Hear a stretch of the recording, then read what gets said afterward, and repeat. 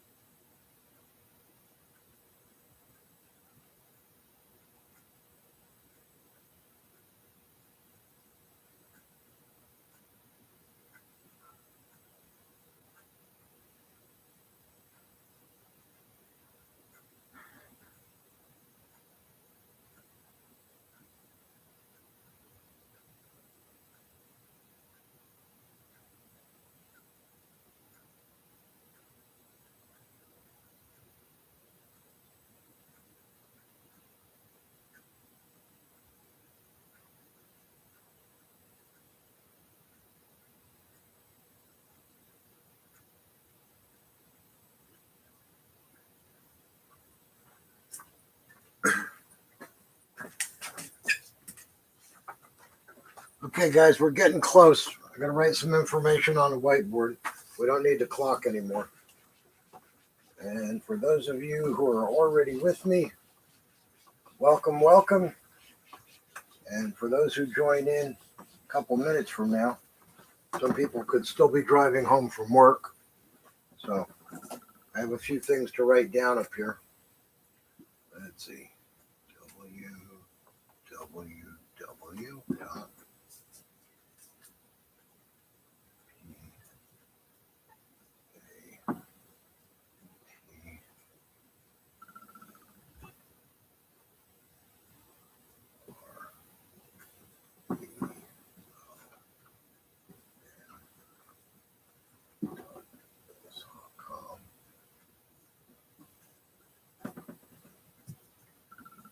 Slash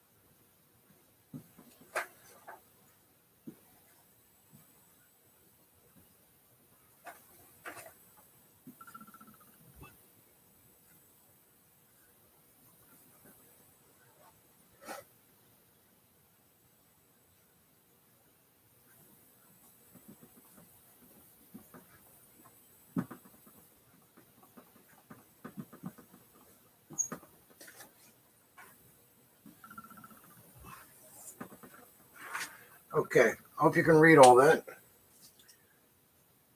www.patreon.com/Rabbicoon Productions. That's our Patreon site. The website at the store, www.stainedglassstylist.com. A lot of S's in there. If you want to email us, it's contactsgs@comcast.net. I'll leave that up on the board in case you want to get a hold of us. For my patrons, we have about 10 minutes left to go before we get started. But for my patrons, those of you who are already signed up for Patreon, you have a private VIP email. It's not this one. This is a regular store email. Once you become a patron, we'll send you a link where you can have a private email so it doesn't get mixed in with all the other nonsense we get and all the spamming we get and all that nonsense. Anyways, we have just a few minutes to go. So I'll leave this information up on the board for a while. I'll get out of the way so you can read it in case you need that information. And we'll be back in just a couple of minutes and get this show on the road.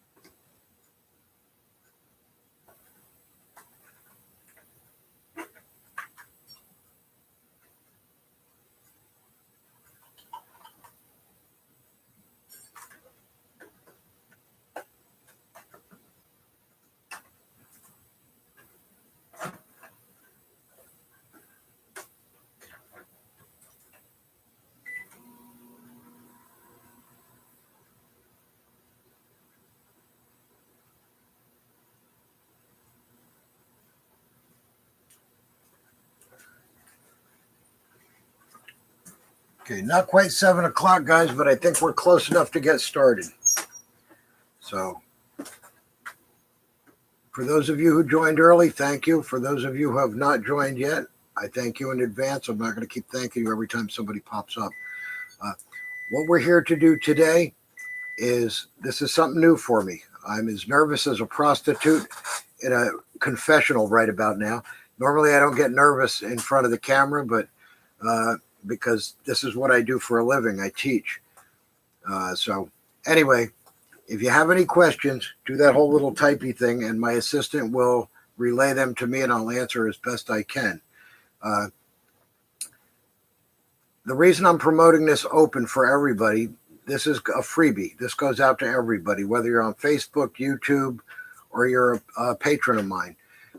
Subsequently, as we go along, every other month, it's going to be for patrons only. So if you haven't signed up for your patron account yet, do that whenever you find it convenient. The cost is $15 a month, and we go through a whole bunch of stuff. Now, you can follow me on Patreon, but you won't be able to see any of the content. You'll just see what the titles are that we put up, and there's a couple of freebies up there. Let's see, what else? All right, my assistant disappeared. She went to make her coffee. I don't think I need glasses because I'm not reading anything, so that's good. So now we just sit and wait. It's an exciting time for me. I did videos on YouTube about 22 years ago. Put a whole bunch of stuff up, but a lot of it's antiquated. I explain that on my Patreon page. So I'm redoing all my videos. I hate watching myself. That's kind of like stupid. I don't do selfies or anything like that. But the whole purpose of doing these videos is stained glass is a dying art. And when I say it's a dying art, a lot of people, my assistant just handed me my glasses. There's nothing for me to see. So I won't need those. I'll just set them back here in case I do need them. I do have a couple of notes written down for later. The whole purpose of my doing these videos, and because since I started my business about 25 years ago, I know a lot of people in the business nationwide, even some people in Europe and Australia that I know who have stained glass shops. A lot of places have gone out of business because some people have lost interest in doing it. Some people just get old and pass on. You know, they go to that big stained glass shop in the sky, hopefully. I'm reserved in the other direction, and I like when I die, I will ask for mercy, not justice. I know everything I've done in my life, so there's no kidding myself. Anyway, the more people that get involved, the more people that become part of the community of stained glass. And it's not about competition like, oh, this person does it better than I do it better than they do. There's enough business to go around for everybody. I can't keep up with the amount of business I have in my shop. And I have the girl, my assistant that works with me. My wife works here. I bring in some part-time help every now and then because I get backlogged in work. I mean, right now it's 7 p.m. Eastern Standard Time or Eastern Daylight Savings Time, whatever. I know it's 7 p.m. on the East Coast. I've been up since 4 a.m. Most of that day I worked. I went home, I took a shower, had my dinner like everybody else does, and I came back to do this for you guys. What I would like to see is the more people that can do this for a living, whether it's a home-based business or you're doing craft shows or you actually physically open a store. You actually physically open a store and you become a retailer, or you just become a studio, a retail studio. If you don't want to sell supplies, and I'll be honest with you, there's some days where you figure, why the hell did I open? You know, it's like I want to hand the keys to the first stranger I see and say, here, it's all yours. I'm walking away from it. Then there's other days that are so fulfilling that you think, why didn't I start this 100 years ago or 50 years ago? I've been fortunate. I drove a truck for a living, big truck, cab over Peterbilt, beep, beep. You know, had all the gear. I had 13 gears and a horn right in the middle. So, and might makes right. I could go any place I wanted to. But if I had a layover for 3 or 4 hours, in another state, I'd grab a piece of homoso board. That's what my table's tops are made out of. And I'd start cutting glass on the back bumper.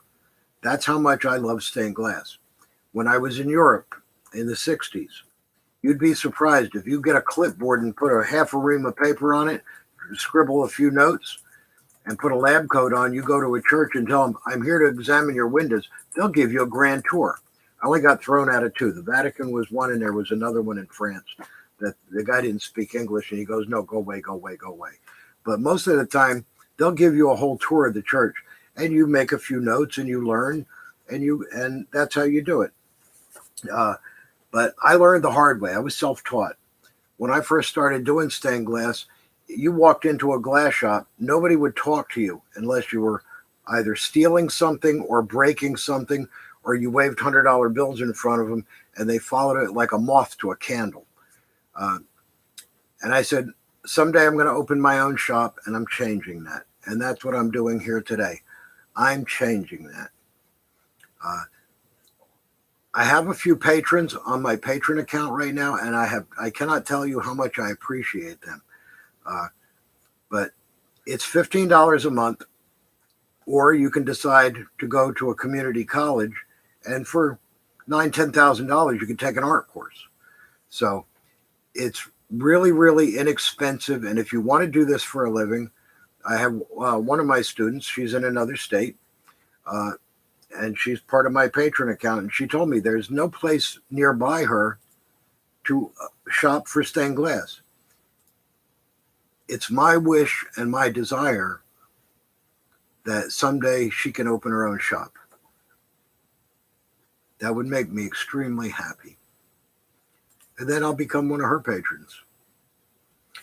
But so if you guys have any questions, get on a keyboard, type them in. My assistant will relay them to me, because I don't know if I can do like a 4-hour monologue here. That's why I have a little libation here. Oh, pardon my manners. Those of you who just showed up, Rabbicoon, and he brought his buddy with him. That's Crow on a Stick. In case anybody's asking, Crow on a Stick. He's right there. And he's like getting ready for the fall. He's dressed up for Halloween, kind of, sort of. Like, yeah. Took him out last year for trick-or-treating and almost got arrested. So, but anyways, I can't hear anything you guys are saying. So if you want to communicate, you're going to have to type. I don't type. Actually, I'm not allowed to touch any of the computers. Last time I touched my wife's laptop, it blue screened and it never came back on. I had to buy another one. So all I tried to do was shut it. I went to the shutdown button. It shut down permanently.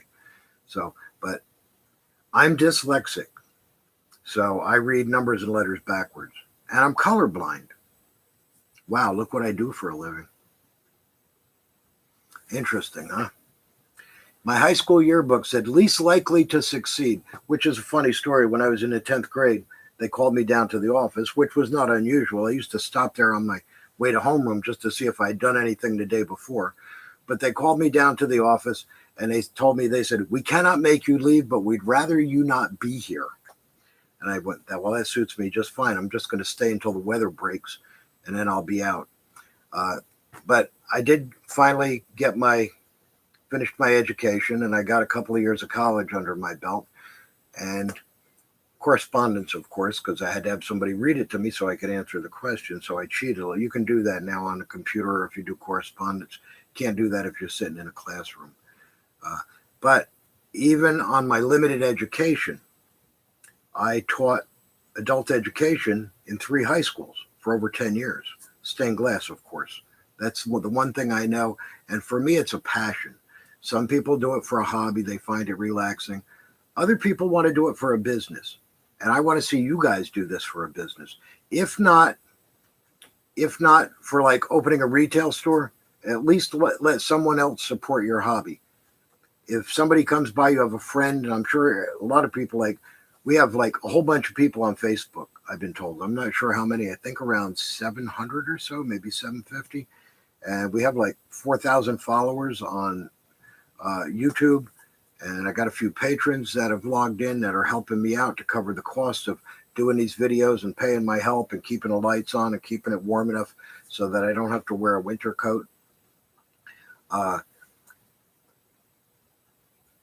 If you want to do this for a business, once you get good enough at it, if you contact me, especially if you're a patron, I will walk you through all the steps.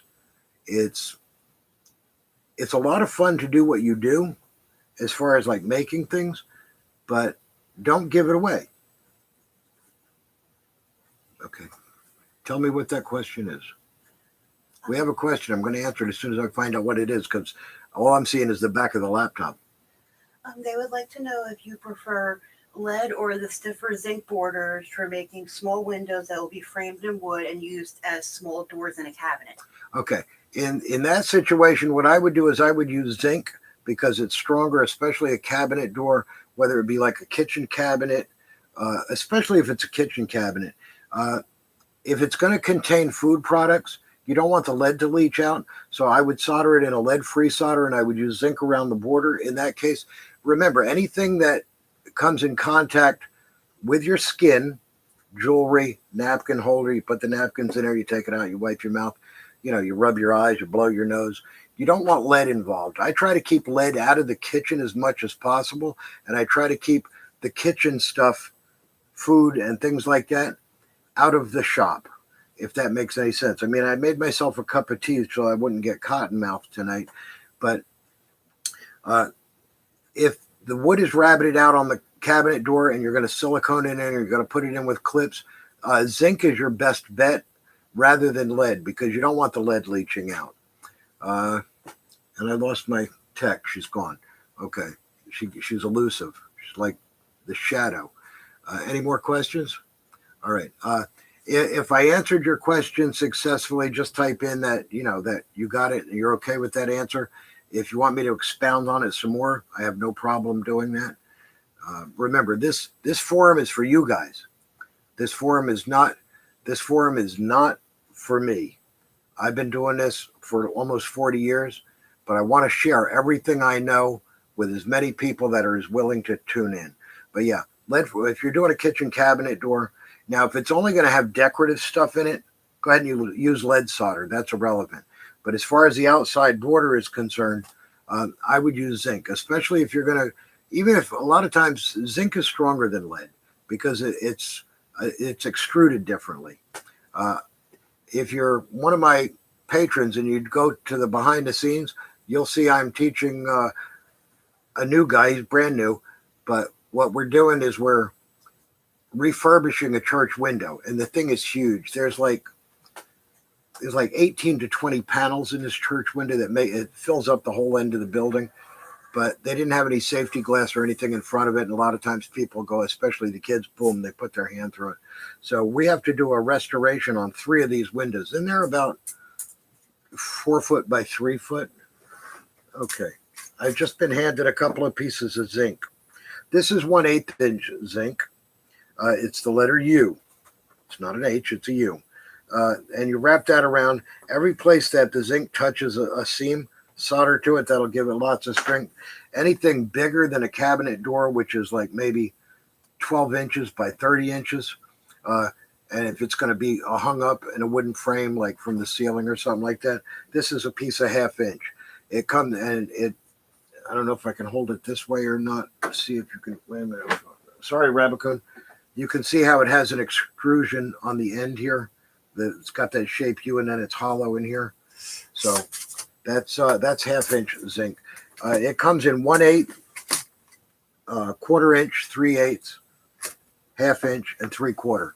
So the application is for just about anything that you want to do with it. It also comes in copper, and it comes in brass if that's the finish that you're going to put on it. Yes, a question. From the same person, they want to know if you would use a lead cane for an interior window. You can use, if you're more comfortable with lead cane than you are with copper foil method or zinc. You can use lead cane to make almost any kind of window. You can even use it on sun catchers. Little things, as long as you can bend it. And there's so many different configurations, both in U and in H. Now, if it's going to be a large panel, if it's an interior window and it's just going to sit inside that window and it's going to have a clear glass window to keep the weather out from the other side, that's fine. If it's a personal preference. I use both lead lead-free came, as well as leaded came, as well as zinc and copper and brass. I do it all. Now, one thing, I'll answer this question before somebody asks, is if you're doing a panel in foil and you're going to use copper around the outside edge, all right, every place and then you're going to copper patina it. You can do the copper patina right over the leads. Oh, here, my assistant's handing me stuff. Hold on. Okay. This is a product made by Canfield. It's called Diamond Lead Free.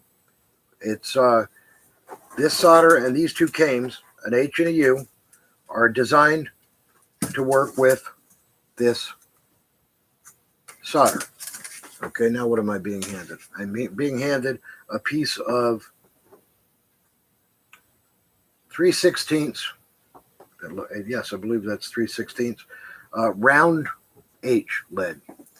So, yeah, but you find whatever's comfortable for you. Let me get back to where I was. I was talking about if you do the whole panel in copper, that's fine. But if you're going to do the whole panel in brass cane, every place you touch that solder is going to be silver. Now, how you get around that is you can take a gold marking pen and just rub over where you tack the solder to the cane pieces, and it's going to give the appearance that it's all brass. The gold pen will show up brass on the thing. So you basically what you're doing is you're painting over, because when you're doing cane work, you're not going to solder the whole seam. You're going to get in, you're going to get out, and it's going to, just be there. So if you rub it with a gold pen, then that's going to cover that up, the silver part, and it's going to look brass like the rest of it looks brass. Okay, another question. A comment and a question. Okay, comment and a question. I have to have things repeated to me. I'm like a child. It's noted that the Rabbicoon's being really quiet today. Yeah, because I told him if he interrupts or butts out too much, there'll be no trick-or-treating this year. So, but I did get him a couple of lollipops, one for him and his buddy, for after the show was over. Doing a live feed, there's no way to put a bubble over his head. Anything to say? Nothing. Sorry. Okay. And the question. Do you cement your lead pieces if they're not going to be hung outside? Yes, it keeps the glass from rattling. Now, everybody knows who's done stained glass knows the nature of lead. Look what gravity does. There it goes. Okay. So if it's not cemented, number one, the glass is going to rattle. If it is cemented, the glass won't rattle anymore. Okay. And it keeps the lead from sagging on its own. I'm sure that if you've done this for any number of years, you've seen some lamps that are made out of lead cane. I hate to repair them. It's like, oh, it's a nightmare. It can be done, but if the piece is right in the middle, everything up to that piece has to come out, and then you work your way back out again. But if things are cemented, number one, the glass won't rattle, because whether it's a U or an H, the glass is a little bit more narrow than the heart of the cane. So I'll hold this back here. Let me grab a piece of glass. Just happen to have a piece of glass on the floor. Yeah, there it is. Okay, so when you're putting your glass in the cane, you have a little bit of wiggle room. That little wiggle room causes rattling. So let's assume that this is our piece of glass in our door.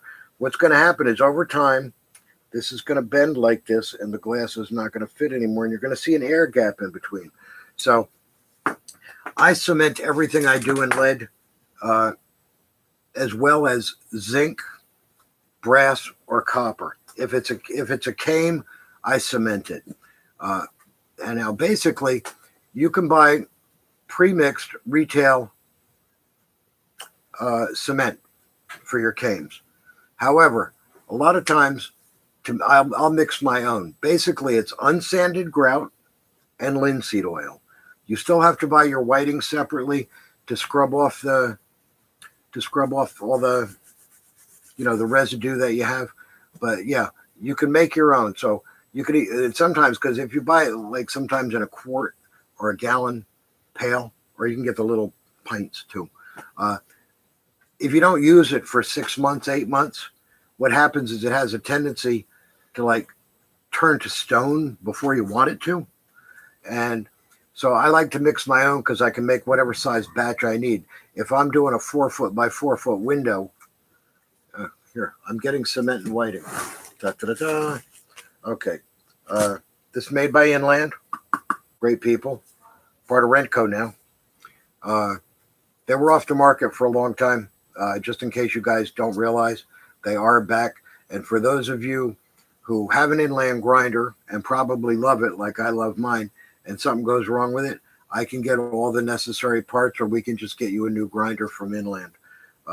Great company, Inland. I'm sorry they went out of business for as long as they did, but that's the nature of the beast. That's why I'm redoing videos. Anyways, if you open this and then try to reseal it, it's going to get hard as a rock.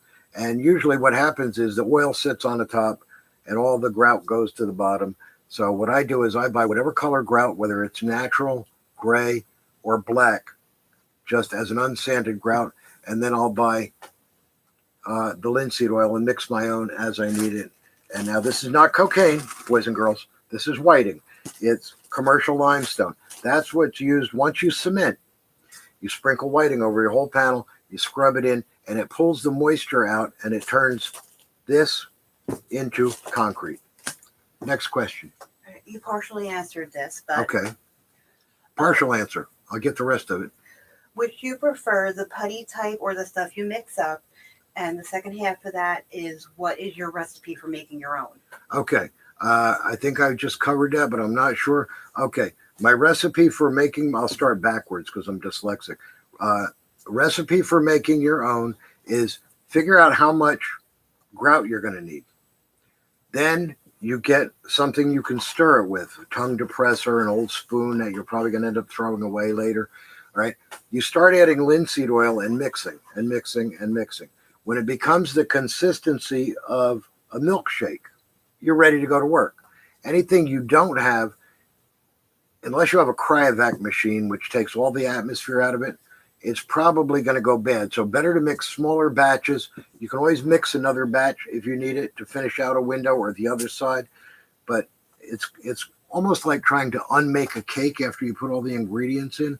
So you want to mix small batches and work from there. That's why I say, if you have 6 windows that are 4 by 8 and you have to grout them all at the same time and get it over with, buy a gallon of pre-mixed. If not, mix your own or buy the small little pint containers and go that way. The whiting is going to remain the same. And I never use the tape stuff. I don't like it. Okay, yes. Okay, somebody said that you were doing awesome. Oh, thank you. Yes, no, that's my brother. I have a twin brother. He's awesome, which I'm going to tell you a funny story in a minute about that. Okay.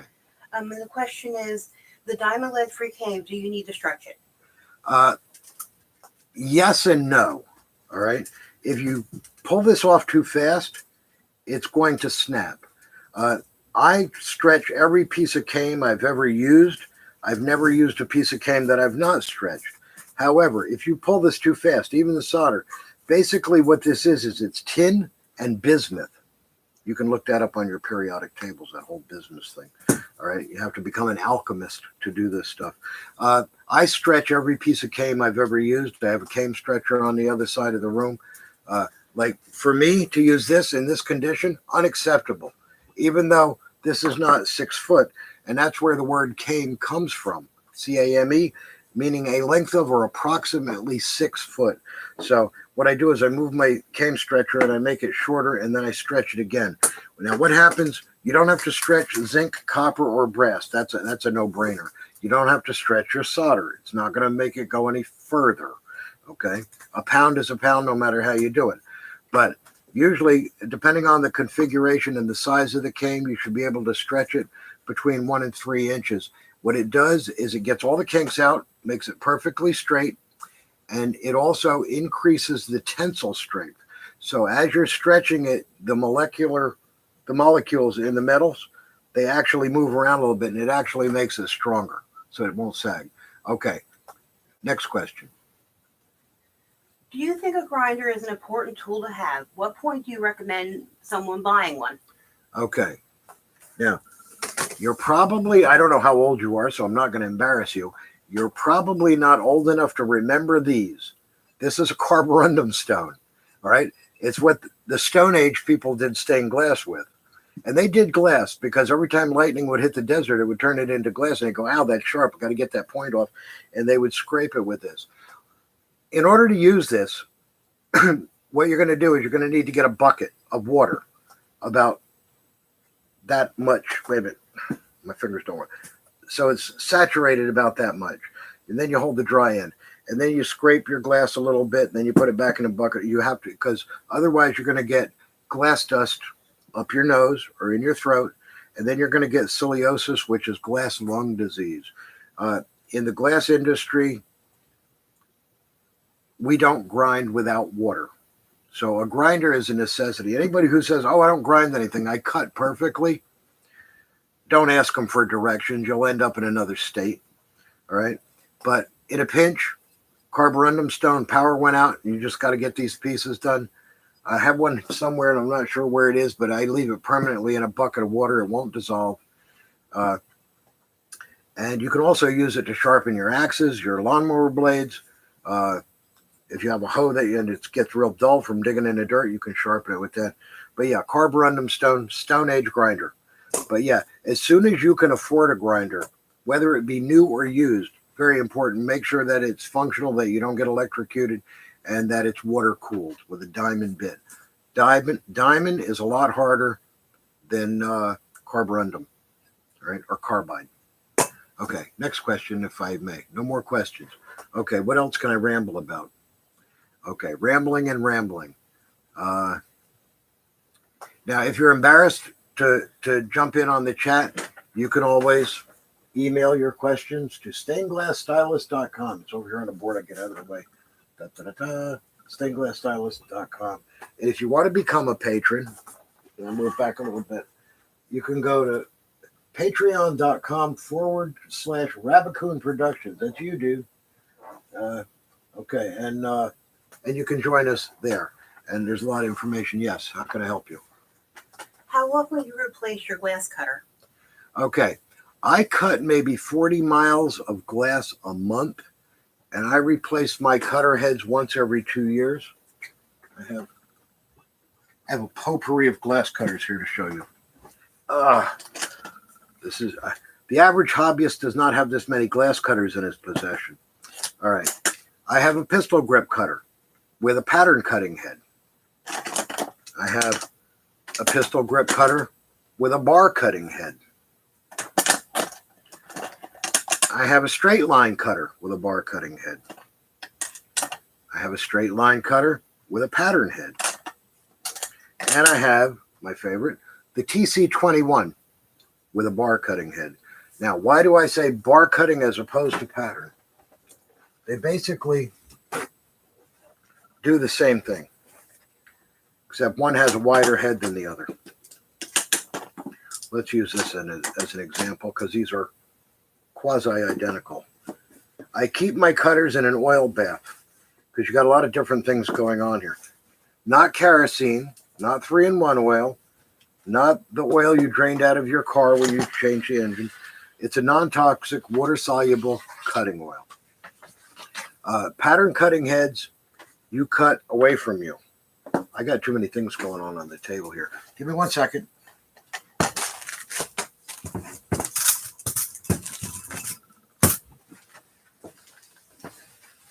Okay, I have a Morton board here.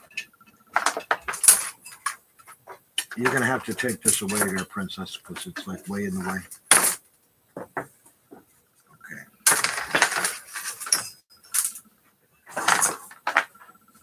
Pattern cutting heads, you cut away from yourself. Bar cutting heads, you pull the cutter towards you.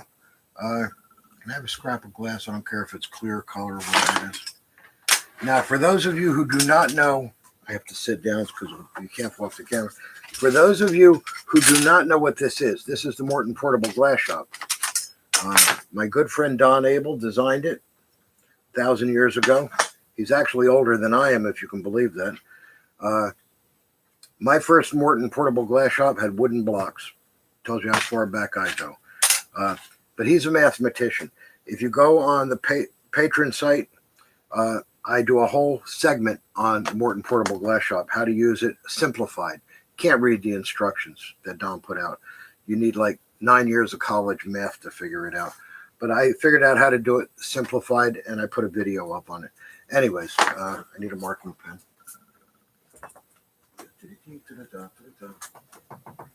Oh. Sorry, I hate to keep walking off the camera. Anyways, number one, you can't sit down and cut. You stand up for that. But yeah, you can see how this is totally irregular. If you want to cut a line from one side to the other, and you're doing it as a pattern cut, you would hold your glass like this and push your cutter along till it gets to the end. On a bar cutting head, this is a glass T-square. They come in all different sizes. This one's, I think, 13 or 14. This one's 26 or 23 or something. Maybe 24. And then I have a 36-inch over there. They come up as far as 7 foot. Anyway, it's got a lip on both sides, so if you're left-handed, you're right-handed, it won't make any difference. When you're doing bar cutting, you pull toward you, because if you try to push away from you, whether you're left-handed or right-handed is irrelevant. Pushing away, you're going to get away from the bar, and you're not going to get a straight cut. So what you want to do is you want to pull toward you. Now, you can do that with a pattern cutting head. You don't have to buy an extra head for that. But since the head is thinner, the blade is the same size, but the head is thinner, you have a tendency to lean back or forth, whereas with a bar cutting head, there's more meat up against the straight edge, so you pull it back. And now the Morton Portable Glass Shop is primarily the same as using one of these, but if you have to make repetitive cuts, you know, do cut after cut, and they all have to be identical, which I'm going to cut this one and show you what I have in mind here. That's a goes into, that goes into there, that goes into there. I have to stand up for this. I apologize for that, but hopefully you can see what I'm doing here. And then you pull towards you and break your glass just like that. And then you slide it back under there, make sure it's straight, and do it again. And every piece will be identical, and you'll have, but that's the difference between a bar cutting head and, now, I want to qualify that I strictly use Toyo cutters. Okay, I'm going to do a little qualification. I say I replace my cutter heads every 2 years, regardless whether they're worn out or not, just because I cut so much glass. However, there are other cutters on the market, and I cannot vouch for any of them. I know they make an economy cutter, which is like half the price of this, but it doesn't have a carbide wheel. It has a steel wheel, which means it's going to wear out maybe in 3-4 months. So you keep buying cutter head after cutter head after cutter head. It doesn't pay. I'm a firm believer in buy the absolute best tool you possibly can afford at the time when you purchase it. Yes. Oh, take this away. Okay. I've been warned. I'm taking this away. Take this away. Okay. Thank you so much. All right. Don't forget to say please and thank you, boys and girls. Okay. Anyways, I feel like Mr. Rogers here. There's so many cool things that you can do when it comes to buying tools. And unless you have $1 million, you know, you hit the lottery. Personally, I belong to the Tool of the Month Club. I love tools. I have to have tools. I salivate over tools, right? I go into a place like Home Depot or Lowe's or a hardware store, and I start drooling on myself. I'm a tool fanatic. But I also believe in buying the best possible tool that you can afford at the time. Question. Comment first. Okay, comment first. I just wanted to let you know you are giving us a lot of great info. Thank you for taking the time to make this live and your videos to help us out. I am new to this, and you are making me feel more confident. Okay. You supply the perspiration, I'll supply the inspiration. How's that? What a deal, huh? Of course, that's what my wife told me 51 years ago when I got married. I'm still perspiring. Okay. Question. If I'm making a small votive candle holder. Yes, a votive candle holder, yes. What should I use to prop up the stained glass? Some sort of wire to be soldered on the back of it? Okay, is this votive holder going on to the wall, or is it going to sit on a table? My turn to ask a question. That's right. I know votive holders that sit on the table, and then there's, of course, there's sconces that fit on the wall. While we're waiting, a couple of people are also thanking you and Okay. agreeing. No, you don't have to thank me for doing this. I want to thank you for joining. This is my quest in life. And I think in a former life, I was like a mass murderer or something. So this is my penance. I have to do this. But yeah, I want to share everything I know with you guys. And I want you to be able to do this for a living, or even if you do this as a hobby, and you can get paid, let somebody else pay for your hobby. Like you have a friend down the street and you've only been doing this for 3 months and they go, "Oh, you're doing stained glass. Can you make me a pool table lamp?" You go, "Seriously?" And that's when you tell them, "Oh, now pricing wise, if you don't know how to price your merchandise, if you take a picture of it, email it to me, all right? I will tell you, I don't like to do that over a live feed pricing, but I will tell you that the company standard, usually throughout the United States, anybody who's worth their salt, is anywhere between $195 and $225 a square foot and up. Now, I use that as, I think I have some paper here. I have some notes. This is not quite a square foot. This is 8.5 by 11. It's a regular sheet of paper. Let's say this panel has this many pieces in it. Okay, 1, 2, 3, 4, 5, 6, 7. So it looks something like that. That's like 7 pieces, and it's almost a square foot. We'll assume it's a square foot. $195 a square foot. Now, if you get involved in a piece that's the same size piece of paper, and now I'm going to get nuts here.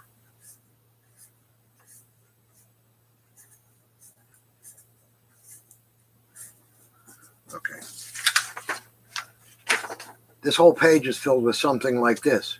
Now you have 624 pieces per square foot. Well, guess what? That's where the and up price came in.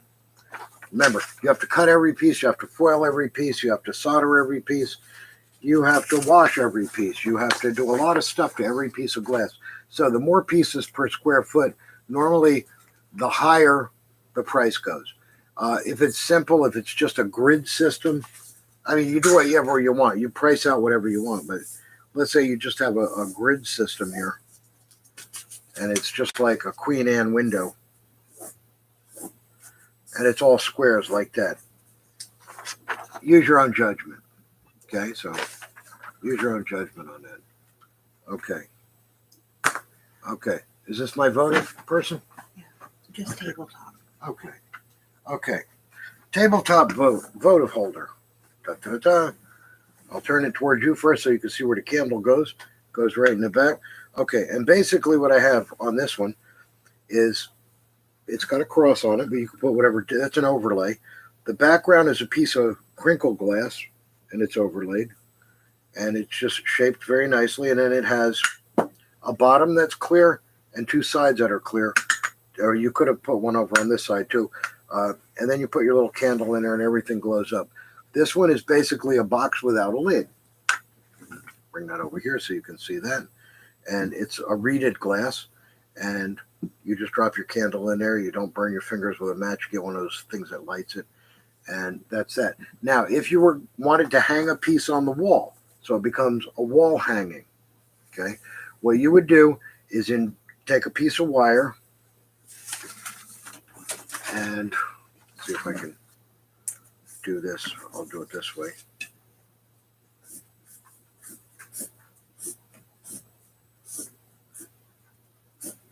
Okay, there's my same box. Now what I would do is I would take a piece of wire, embed it into that seam, bring it over, and embed it into that seam. And then I could hang it on a wall, and basically what it would do. Okay, here I have another example here. Should have done this from up in the front. So there's a wire embedded into this seam, a wire embedded into that seam. You put a little nail or a screw in the wall, and then you hang it up like that. This happens to be a decal that's been fired in the kiln. So it's basically only 1, 2, 3, 4, 5, 6. It's about 8 pieces. But yeah, you could do that. And if you put the wire in both seams, then you could hang this up on the wall like that. I wouldn't use a clear glass for that, though. You see the wire and the screw. So you put a piece of opaque in the back. But again, that's how that's done. Okay, does anybody else have any questions? Or shall I ramble for another 5 hours? Okay, yes, what is your question? I have never done foil method. Is it common for someone to only like using lead cane? It seems like foil is popular, but it also seems harder. Is that true? Okay, there is no harder or easier in stained glass. There's different. You find the medium that's most comfortable for you. Now, if you're only doing cane work, and that's okay with me, because there's so few people that do it anymore. It's like, talk about a dying art. Before there was Louis Comfort Tiffany, who did not invent the foil method. Some French guy did. But Louis Comfort Tiffany perfected the foil method. He's the one who said, oh, let's put an adhesive on the back and make it certain size strips. Prior to that, it came in big sheets. You cut it with a knife, you bent it over the glass, and you hoped for the best. All right. So there was actually, I have some someplace here. I do a lot of restoration work, like ton of restoration. This is foil that has no adhesive on the back, and it comes in a humongous roll. This was about 6-pound roll of copper foil. Anyways, that's how that's done. But anyways, Louis Comfort Tiffany perfected the foil method, but he did not invent the foil method. The weight-wise, lead cane weighs 4 times, let's say a panel, like we did this. Both of these panels are identical, size, shape, pieces, everything. This one's done in lead, this one's done in foil. This one weighs 4 times what this one does. So when weight is a factor, foil is a good option. But if you're more comfortable with lead, by all means, go ahead and use it. Now, if you have to do repair work, to me, foil repair work is 1,000 times easier than lead cane repair work. But again, it's a personal preference. You find your niche in life, just like everybody goes out to find a mate in their life. If you're really, really lucky, you hit a home run on the first one, and that's the way that works. So if you learned with lead, if you like lead, if you have no desire to do foil work, don't do it. If you have a desire to do both, never hurts to know, even if you don't do it on a regular basis. Yes. I like making small frames to hang in my windows. What are the most popular projects to give as gifts? I feel like maybe window art for others won't be used if it doesn't match your decor. I had an old German chef tell me once when I was a busboy like 1,000 years ago. We got into some kind of discussion. I remember what it is, but I'm not going to let you know because some people might be offended. Anyways, he told me in the kitchen of life, for every pot, somewhere there's a lid. So if you're going to make window hangings, sun catchers, little square pieces, show your work off. The people that you're going to give gifts to, all right, have them in a photo album or have them on your phone. I know you'll find this odd. I don't own a cell phone. Anyways, but show them pictures on your phone. Do you like any of these? Oh, I love that one. Okay, that's what you're getting for Christmas this year. If it's a surprise, say, yeah, that was my choice too.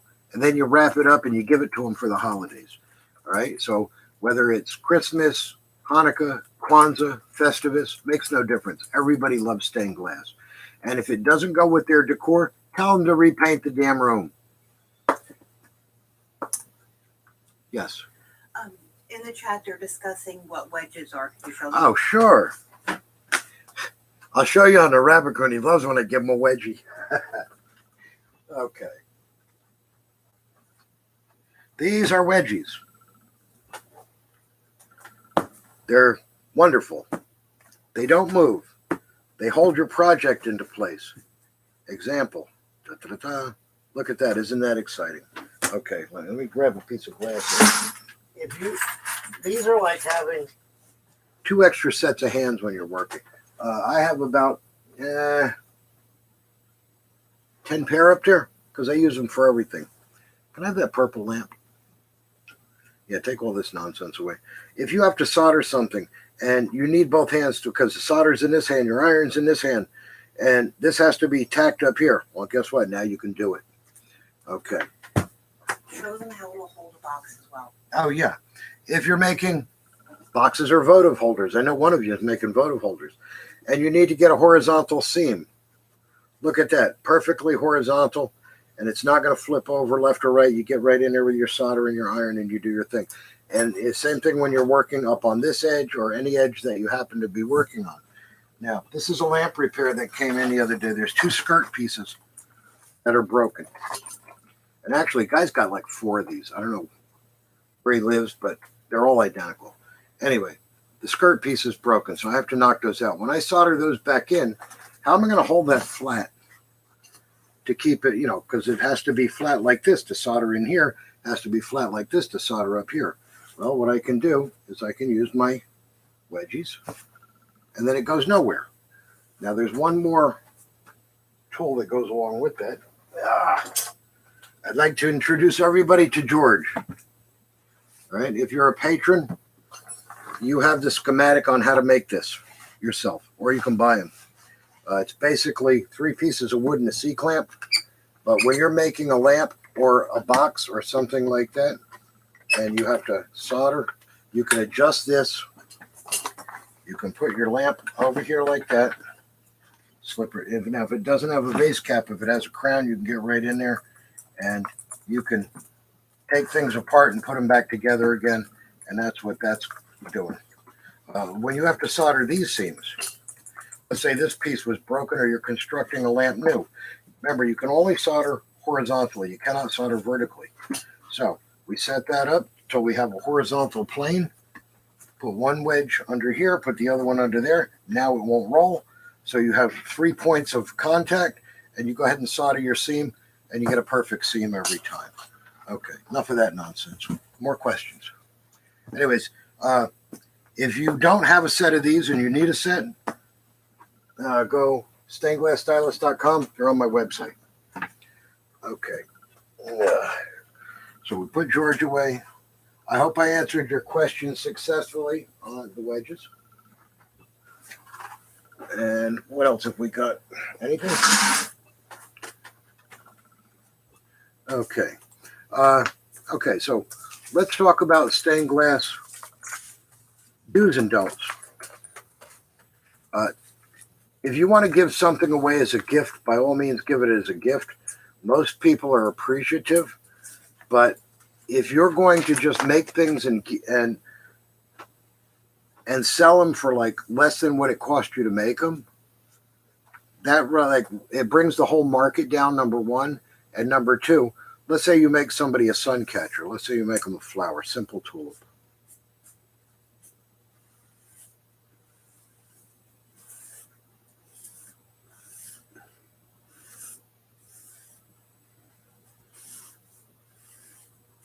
Okay, we have a simple tulip here, all right?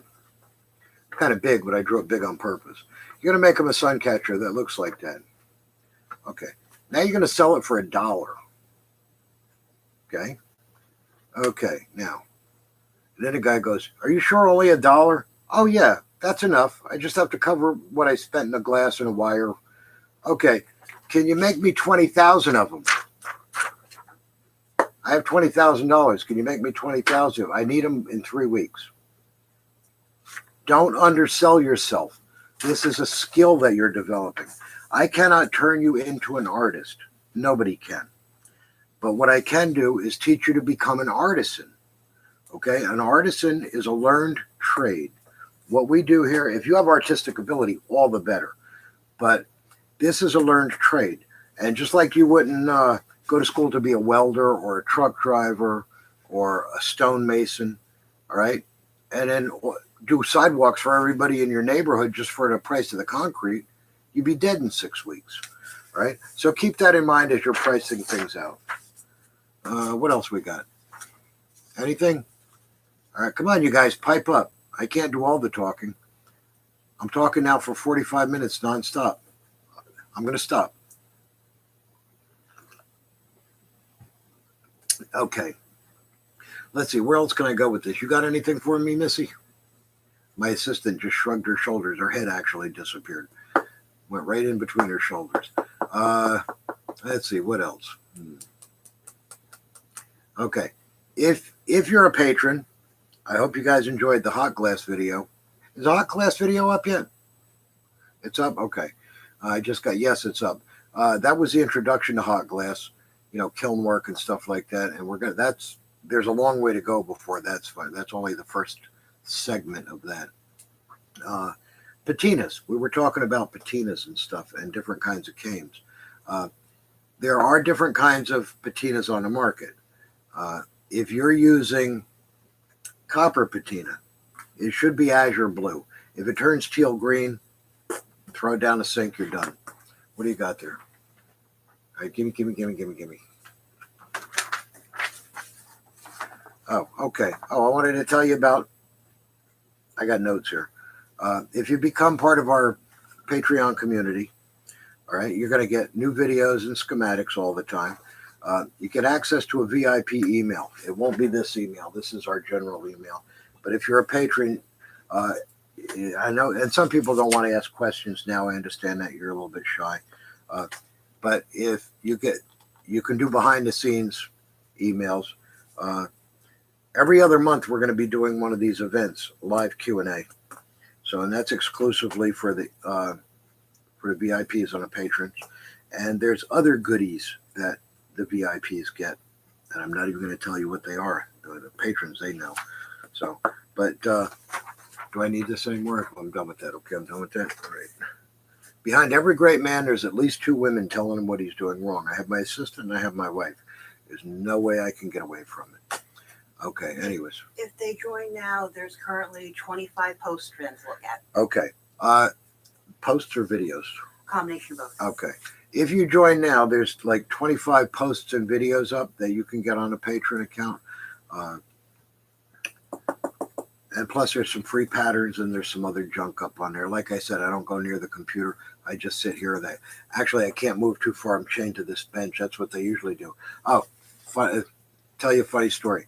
I had a guy, now, they usually make me stay in the back. They don't let me deal with the public too much, so I don't know why they're letting me do this, except I'm just talking to an inanimate camera. And although I am talking to you folks, I can't see what you're doing or what you're doing. It's nothing like that. But they left me alone here one day. My assistant went to the post office. My wife went out. She had to pick up something at the grocery store. And they left me alone in the shop. Bad move. Customer comes in. One of my regulars, great guy. He shops here all the time.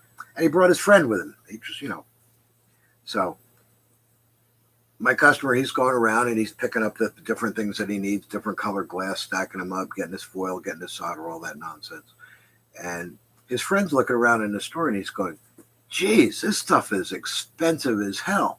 He goes, you show me the cheapest thing you got in the store? I said, hold on a minute. So I come in the back room here, went over to one of the glass racks, got a full sheet of mirror, walked out and held it in front of him. I said, at the moment, this is the cheapest thing I have in the store. And his friend goes, serves you right. Go in the car and don't embarrass me anymore. Yes, question. 2 of them. Okay. One at a time, please. Is there a weight limit that would cause you to use a strong line in your art? Yes. Anything that's going to be over 3 foot by 3 foot with, I would say, somewhere between 100 and 200 pieces in the panel, I would suggest strong line. And I use Morton strong line. I don't know what kind of, there's a couple different ones on the market. I like the Morton strong line. It's a little bit stiffer and it will bend in one direction, but won't bend in the other. And I have a package right here. This is what it looks like. I have everything here somewhere. Clean shop is a part of a sick mind. Okay, That's Morton Strongline. Now, if you take, what you got there? Oh, rebar. Oh, and that's a skinny one.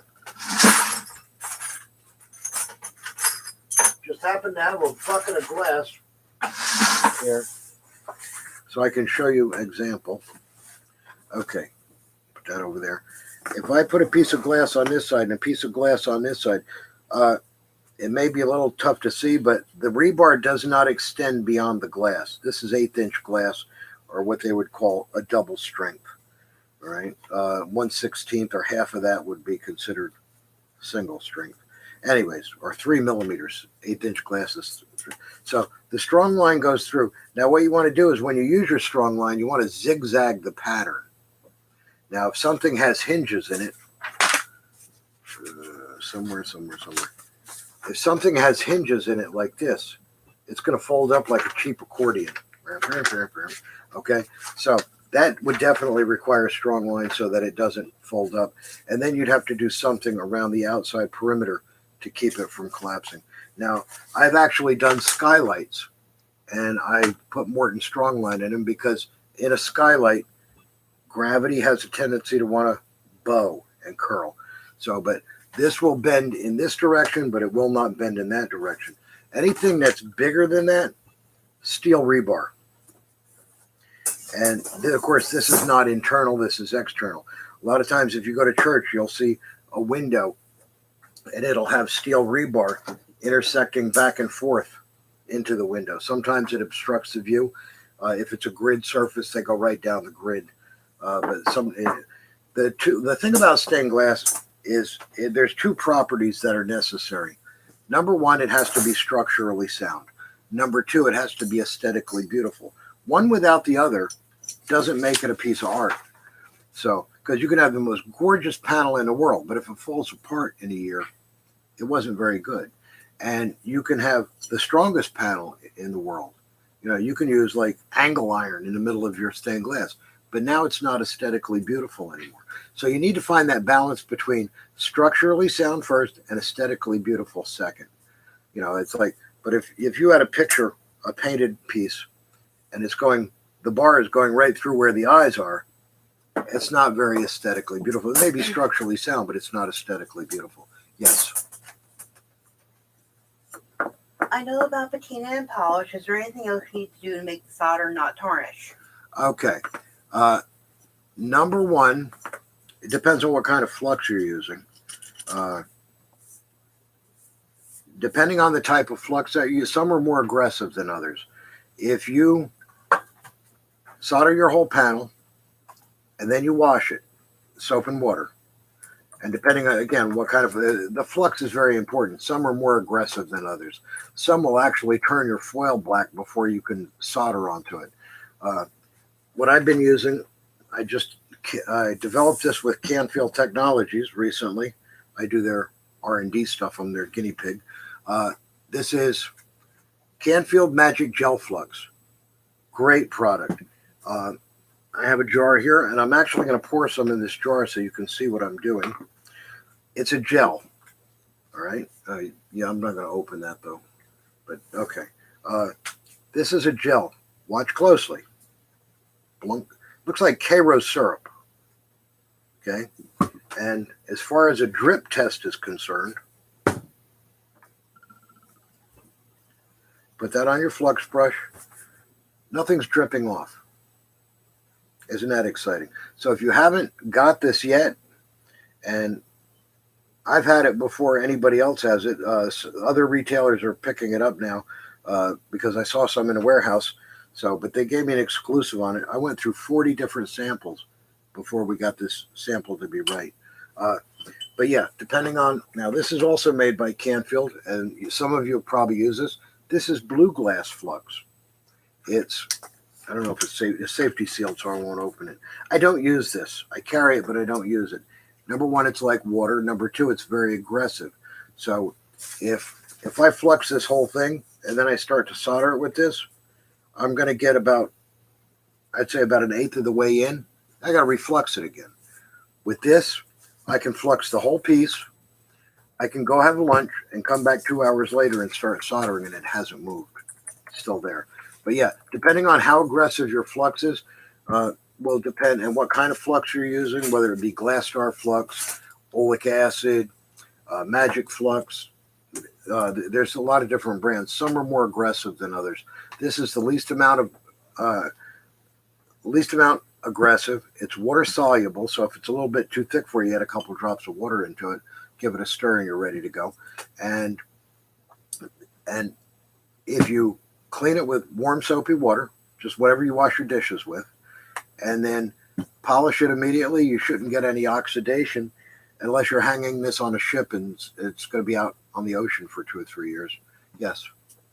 2 comments. Okay. Well, 3 actually. The person that asked about the flux said they just got it, but they haven't tried it yet. Oh, turn the video off. Go do it now. You're going to be so happy.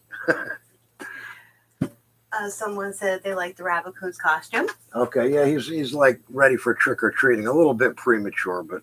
And the Rabbicoon is cute. The Rabbicoon is cute. What about Crow on a Stick? Or didn't you see him? He's hiding behind the Rabbicoon's ears. Anyways, yeah, me and my idiosyncrasies. That's what dealing with lead all your life will do to you. So, and soon I'm going on the Patreon account. We did one on lead solder. We're going to be coming up with a whole video on lead-free solders and all the applications and not applications and things like that. Any more questions? No more questions. Okay. Somebody think of something. Come on. It's supposed to be like a group thing. I don't want to just do a monologue. I want to answer questions. Or you can write them down now. And if you're a patron, when we come back month after next, would be sometime in December, I think. You can write all your questions down now. This is going to be the only live feed. So if you're on Facebook or if you're on YouTube and you're not a patron, you're not going to get this anymore. This is bye-bye gone. So everything's going butt kiss after this one. Yes. Comment. I know the hot glass video makes you want to buy a kiln. Yeah, but be careful when you buy a kiln. You can buy used or you can buy new. I used to have an old ceramic kiln, and it was like 4 foot deep and like 3 foot around. And I cranked it up, and then I got my electric bill, and I went, what the hell was I thinking? When you do buy a kiln, if you're going to buy one, make sure that it's adequate for what you're actually doing. Okay? If you're just going to make jewelry, get a small tabletop kiln. If you're going to do just about anything, get one like the Rabbicoon sitting on over here. That's a 16-inch kiln. What do you got here? Somebody's going to ask me something. How do you keep the mark on the glass from washing away when you're grinding? Okay. There's a product on the market called Mark Stay. Number 1, make sure your glass is clean. And wait till your pen dries for about 10-15 seconds. That's going to be the mark that I want to stay there when I grind. Okay. So I take my little jar of Mark Stay, put some on my finger, and I dab it along the mark.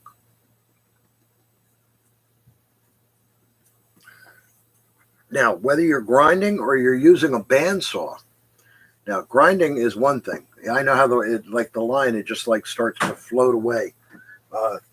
If you're using a bandsaw, as soon as you start using it, my assistant handed me a piece of paper there, so you can see that. But you put the Mark Stay on there. Now that mark will stay there until you physically rub it off. If I was going to cut this with a bandsaw, once the blade hits this part of the seam, the whole line is gone because it's throwing water everywhere, right? But yeah, with Mark Stay, that's available on my website. It says Mark Stay on there. I have no idea how much it is. I don't concern myself with prices. That's not my thing. But it's relatively inexpensive. All right, Mark Stay, and it'll stay exactly where you put it until you physically come back and get some hot water and you clean it off. And even I'm trying to rub the ink off now, and not all of it's coming off. So I'm going to take some hot water to it, as you can see here. Even rubbing it off with a paper towel, I couldn't get the whole mark off. So Mark Stay, that's how you, bandsaw, grinder, that's that. What else you got? You've been forewarned. When she's ready to jump in the kiln work, she'll be bugging you. Okay, that's not a problem. I don't want to say I'm available 24/7 because I'm not like a vampire. I have to sleep sometime. But whenever you guys are ready, I will be here for you. I already know how and when I'm going to die. So, and it won't be, I'm 70 now and I'm not dying until I'm 104, but you're going to have to come back to find out how. I'll tell you later.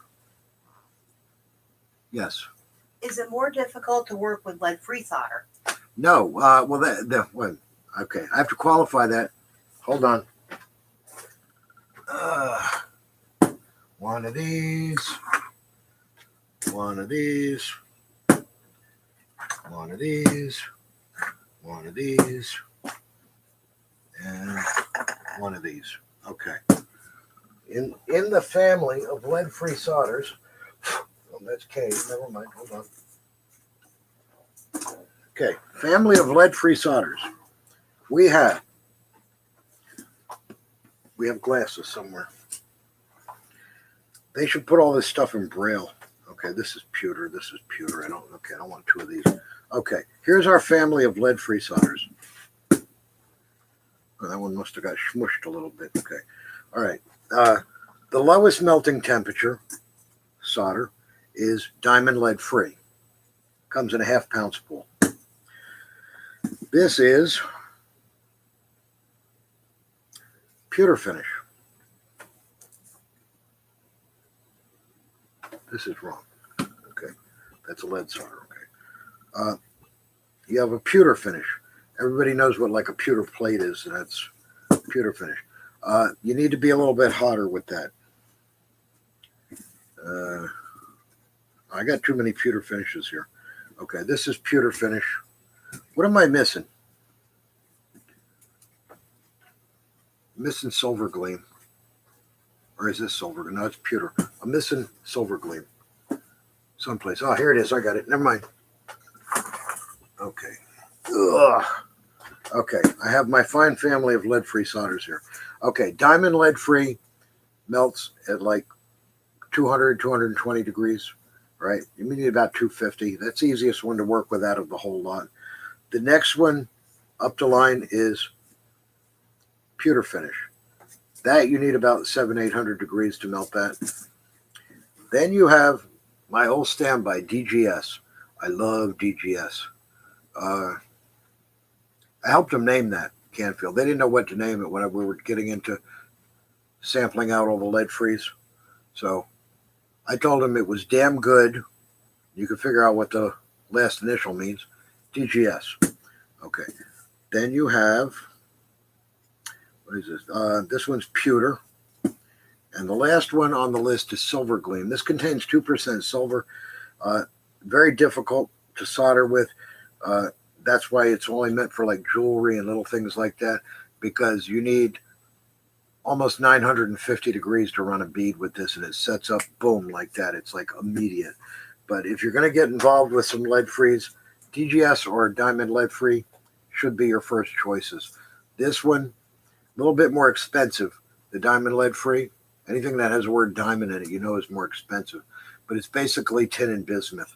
This has tin, it has bismuth, and it has a trace of copper, if I'm not mistaken. So it needs to be a little bit hotter to work with. But that's lead-free solders. There's going to be on the Patreon channel, there's going to be a whole video on lead-free solders and how to use them. What else we got over there? Nothing at the moment. Come on, guys, start typing.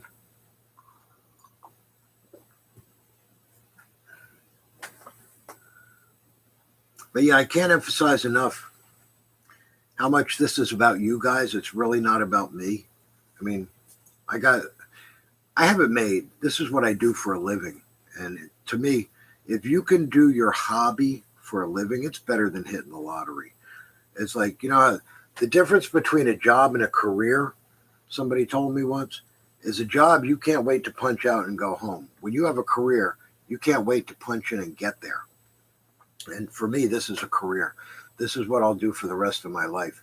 And although I enjoy this immensely, and I enjoy the customers too, 99.9% of all my customers are like the best people in the world. Every now and then you get some idiot who comes in. They just don't know. But if you open your own business, or even if you're doing this as a hobby and you're doing craft shows, or you're doing it for your friends, you're going to run into them too. So it's like, yes, what is your question? Thank you for your questions, by the way. It's what I live for. I made a large project, the angel wings. Ah, I know who you are. I used the diamond lead-free cane on the edge to hold it together, but I'm curious to know if it's going to sag because I didn't use any reinforcement in the wings. No, I saw the pictures of what you did, and I think you're going to be okay.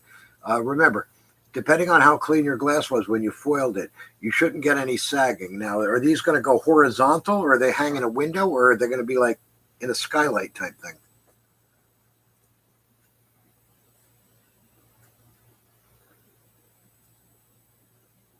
Typing.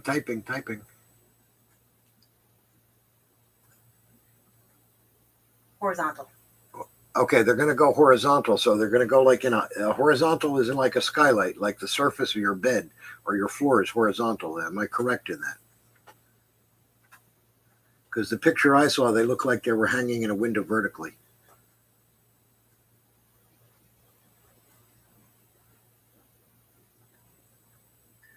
She means vertical. Okay. Vertical is not a problem. There is a copper bar that runs the back that hides in the pattern. That's rebar. It's external rebar. You did just fine. A lot of times if I'll do a butterfly and it's a 3-dimensional, so it's his wings are like doing that, I'll run, or a dragonfly, I'll run wire across the back because where they meet, where the wings meet, they're going to be kind of like a hinge. So if you have that bar that runs across the back of that, you won't have a problem. And if they're hanging vertical or even from the ceiling diagonally, you're not going to have any sag with that. If I'm not mistaken, I think they're about 18 to 20 inches top to bottom, if I'm not mistaken. Watch the screen here. I'm asking questions. My assistant's waiting for. Yeah, I mean, it's not like they're real size. You can't strap them to your back and run down the street and take off or anything. So if they're just hanging, from the picture that you showed me, it looks like they're hanging in a window. And I think you're going to be good for like 40, 50 years on that. There'll be no sagging involved.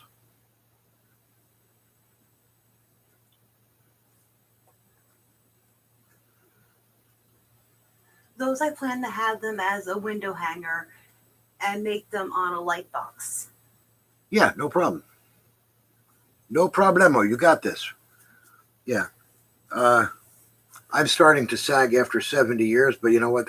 This used to be a 6-pack. Now it's a keg or turning into one, and I don't even drink.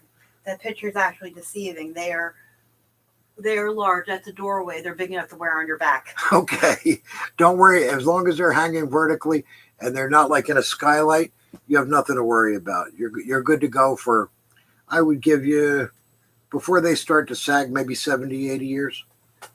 Foil construction has a tendency not to sag because, remember, when you put your two pieces together, you're not soldering in between. You're soldering the surface of both sides. So you're actually creating a bond between the two pieces. It's like I asked a mason one time. He was laying a row of bricks, and I went, I got a question. Does the mortar keep the bricks together, or does it keep them apart? He scratched his head for a minute, and he goes, it does both. Now leave me alone.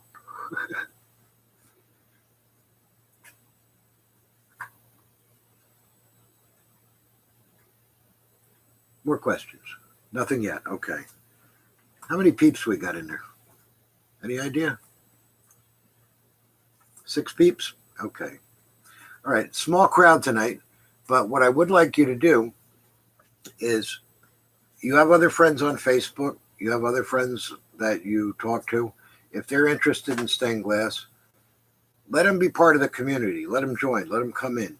You know, it's like email them, or if, you know, maybe they're not interested until you start making stuff, and then they'll be interested because they'll want you to make them something. But yeah, if you want to do this for a business, I will help you every step of the way. If you just want to do it for a hobby, I'll help you every step of the way. I'm a tour guide. You're the one who takes the journey.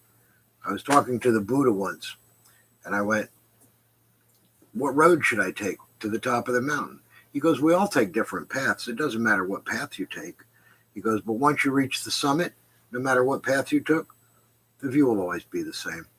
So I will stay with you on your path until you no longer need me. And hopefully that'll be sooner than better. That means you're successful.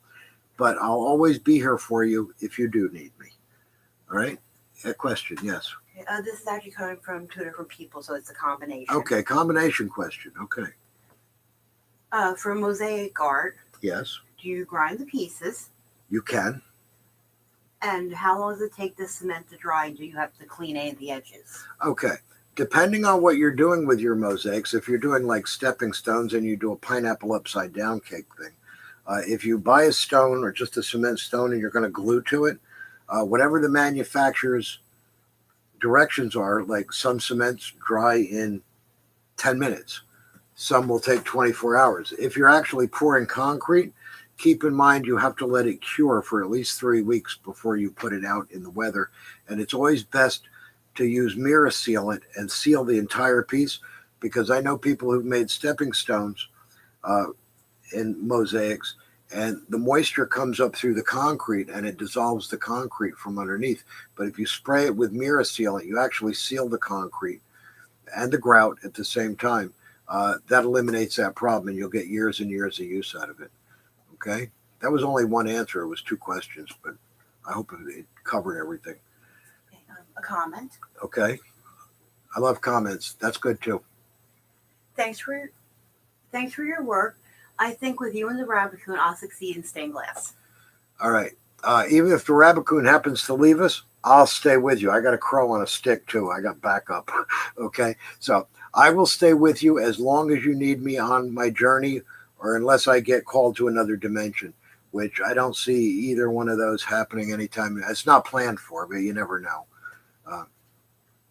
But yeah, as I go on with this, I had a lot of videos on YouTube previously, but a lot of them are antiquated. A lot of the products they don't make anymore. Things have changed.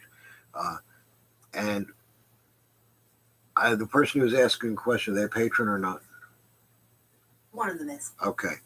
If you're a patron and you go, oh crap, I should have asked him this.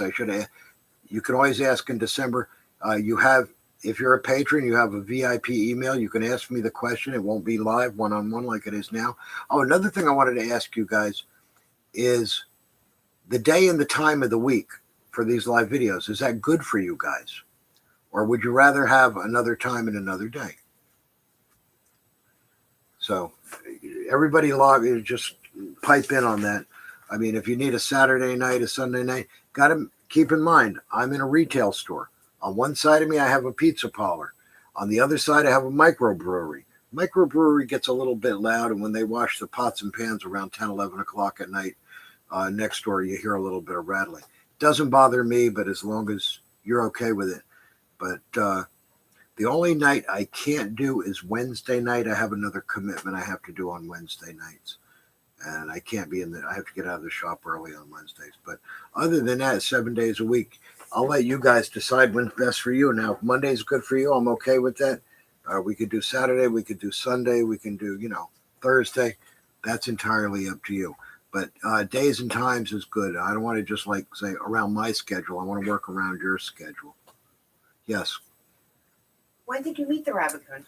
I met the Rabbicoon about, 17 years ago, something like that, 15 years ago. About 15 years ago, I met the Rabbicoon. Somebody discarded him, and I don't want to say this. Well, if I say it, doesn't matter if I whisper it with those ears. Somebody threw him in a dumpster, and I went, oh, dude, you're in the dumpster. And I knew they were going to pick up the trash the next day, so I took him out. His ears were part of my wife's Halloween costume from about 15 years ago. So my assistant sewed the ears on the Rabbicoon. We took him to the dry cleaner first, his spa. Took him to the dry cleaner first to make sure he wasn't all scroungy and stuff. And then, but he's been with me ever since. And he hasn't aged a bit, damn it. I've seen my old videos. I've aged a lot. Okay. Next question. Do you wear gloves while cutting? I do not. So there. No, I find if I have gloves on, especially, where's my Kilns gloves? Here they go. Hold on. If you want to wear gloves, you go ahead. I find these to be a little bit, these are my Kiln gloves. They'll take up to 1,000 degrees, and I don't throw those at me. Okay. Now, if I am moving, these are grippy gloves, kind of like the wedges. They're made by Uline, by the way, but there's other manufacturers that make them. If I have to move big sheets of glass, which I do every week, I'll put these on. If I'm cutting out this kind of work, I can't feel what I'm doing. So no, I do not wear gloves. Now, if I have a cut on my finger, I'll put a rubber glove on because I don't want the chemicals and the leads to get inside the cut. I'll put a Band-Aid on first, then I'll put a rubber glove on. But I don't wear them when I'm grinding. I don't wear them when I'm cutting. If you're cognizant about what you're doing and you think safety, safety, safety, but you can overkill on that too. I know people who put a complete hazmat suit on, with a tank of oxygen next to them when they start to solder. It's like, what's the point? But if you want to wear a paper mask while you're soldering, if you want to wear rubber gloves, or even grippy gloves, until you get the feel for it. To me, it's too hard to pick little pieces up of glass. If you have a little tiny piece of glass, too hard to if it's only like this big, I don't know if you can see that pass there, right where there. You can't pick that up if you have gloves on. So I do not. And plus, sometimes the oil leaks and you get it all over the gloves and your hands are free. So I do not. But you're welcome to wear gloves if you like. It's whatever makes you comfortable. Remember, this is your world. So if you're comfortable doing this, you just go ahead and run with it. Yes, you have questions? Oh, okay. So she was waving to me. I thought she had another question. If you're comfortable with it, then just go ahead and run with it. And if you find that you're not comfortable wearing gloves, then put them to the side of the table. Wear them as needed. It's like, do you wear a raincoat every day? No, because it doesn't rain. You wear it when you need it.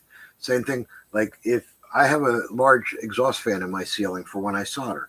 If you're working in a small confined area, you need some sort of fume extractor or you need to put a mask on. A lot of it's common sense, and unfortunately, common sense is not very common anymore. But there are no stupid questions. There's only stupid answers. You ask as many questions as you want to, and sometimes I'll give you stupid answers. Sometimes I'll always try to give you the correct answer, and I won't mislead you in any way. And if you ask me a question and I don't know, you'll give me your email address, and I'll find out the answer to that question. I will email you that answer. Because it's important. The only two things that the more powerful they become, the more you give them away. Number one is love. Number two is knowledge. The more you give those two things away, the more powerful they become. If everybody in the world loved everybody else, and I'm not talking carnal love, I'm talking, just love and respect as a human being, we wouldn't be in the shape we are today. And if more knowledge was being expressed through everybody, we'd have a fantastic world. Nothing. I got nothing. I got butt kiss. Yes. Is there a big difference in the brands of copper foil? Yes. Again, it's a preference. I like using Edco. I think it's a premium foil. I will never badmouth another manufacturer because God forbid the one I'm using goes out of business and then I have to start using that one. But I use Edco. Can you get me a roll of Edco foil so I can show them what the label looks like? But there are other companies that make foil. And I should qualify that saying I don't care to use Venture foil, but I use Venture foil copper sheets, the whole sheets. But yeah, slide that on over. Okay. If it has that kind of label, there's a Venture foil up there too. Decorative foil. Edco is the one who makes this package. It's got a copper ring on it. This one happens to be 1/4 inch black back foil. They make all different sizes from 3/16 on up to 1/2 inch, and full sheets. This is Edco, my good folks at Edco. Yes. Okay, give me that. And Venture. Oh, this is Edco. Okay. I think this is made by Venture too, the copper sheets. And then this is what they call decorative foil. I don't have one of these open, do I? But it looks like somebody cut it with it's decorative. So it has, if you know what pinking shears are, they have a pattern in them. Well, they put a pattern on one side of this. So, I mean, I carry them both, and I've used this in a pinch, but if I had my druthers, I'd always go with Edco foil. I think it's the best one on the market. Are you going to throw something at me, my assistant? Reach over and get that. Okay. All right. You can get it. Now, the reason my assistant had to go in the other room is I don't use this all the time. Hardly ever use it. It's decorative. You can, let me hold this up in front of the paper here. But you can see it has a scalloped edge on one side. As soon as I get it straightened out. You can see that scalloped edge there. All right. Edco doesn't make a scalloped edge. However, I have made my own. I've taken an old pair of pinking shears and cut the foil right down the middle. It gives me that whole zigzag thing going. But the reason she had to go out of the other room to get this is because if you're not, give me that.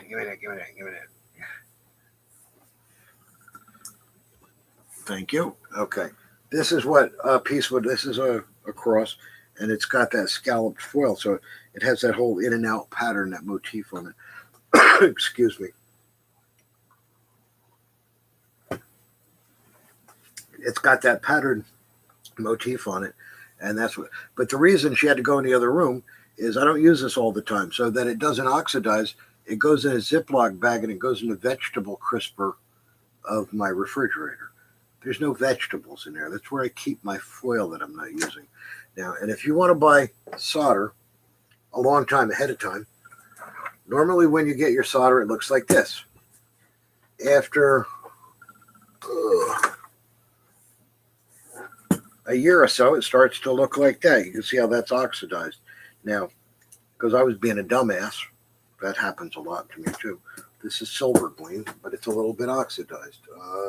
So, in order to use this, because I usually have all kinds of solders on there, I have to steel wall the oxidation off before I use it. Now, I don't want to do that with a whole pound. So, but what I can do is I can put that in 2 freezer bags and throw it in my freezer, especially if you're going to buy a long time ahead. Nothing oxidizes below freezing. You buy a brand new car, you bury it in the ice in the Arctic, you come back 300 years later, there's no rust on it because it can't rust.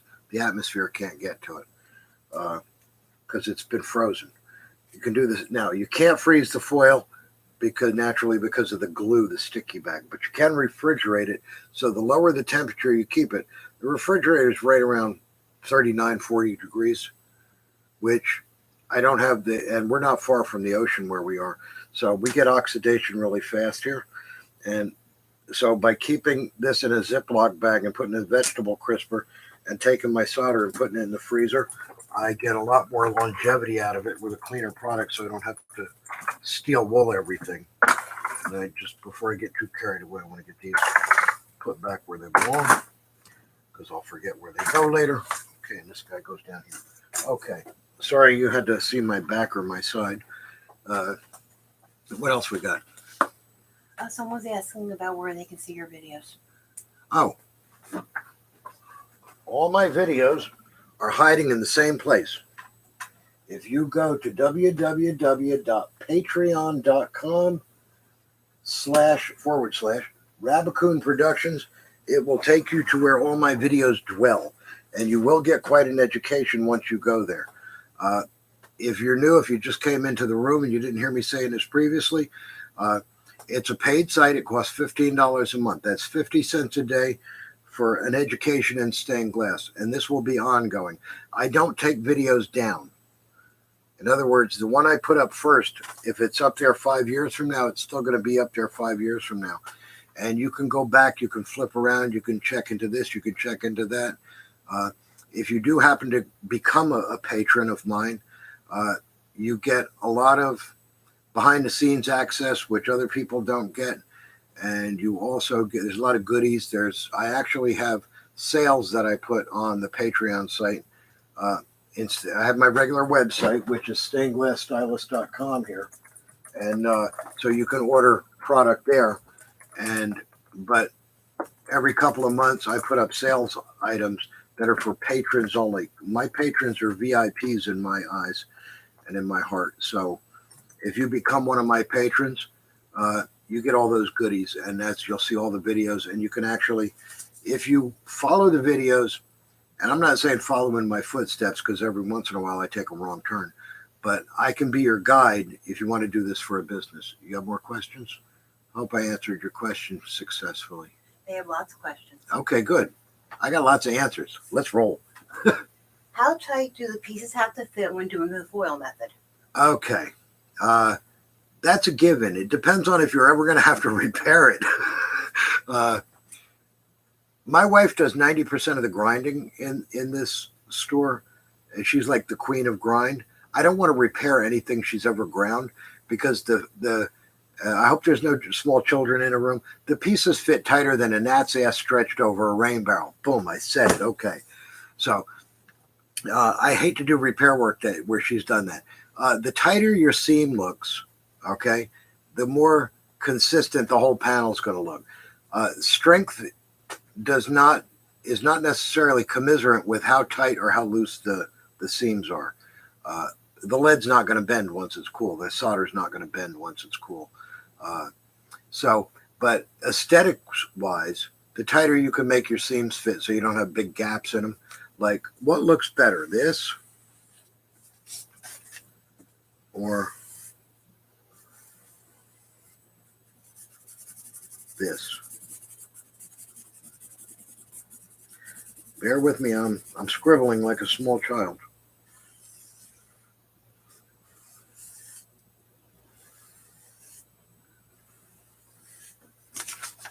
Which one looks better to you?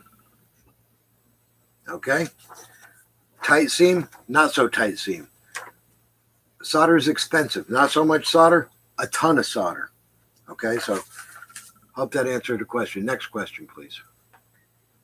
Okay, where do they get the scallop foiled? Any stained glass retailer, if he doesn't have it, ask for it. As long as he carries Venture foil tape. Do we have this up on our website? We have it on our website if you can't find it locally. I prefer that you shop local as much as you can. If there's a stained glass shop within 10 miles of your home, please shop there. Even if the guy is not somebody you would invite over for dinner, the more shops we have available throughout the country, whether you open one or you patronize one, the better it is for the industry. Push comes to shove, you can't get it. It is available on my website. Next question. A tag on to the different types of foil. Okay. They have a glass star foiler and was having problems with it ripping. Okay. Is mine up there? Can you hold on? I'll get my glass star foiler.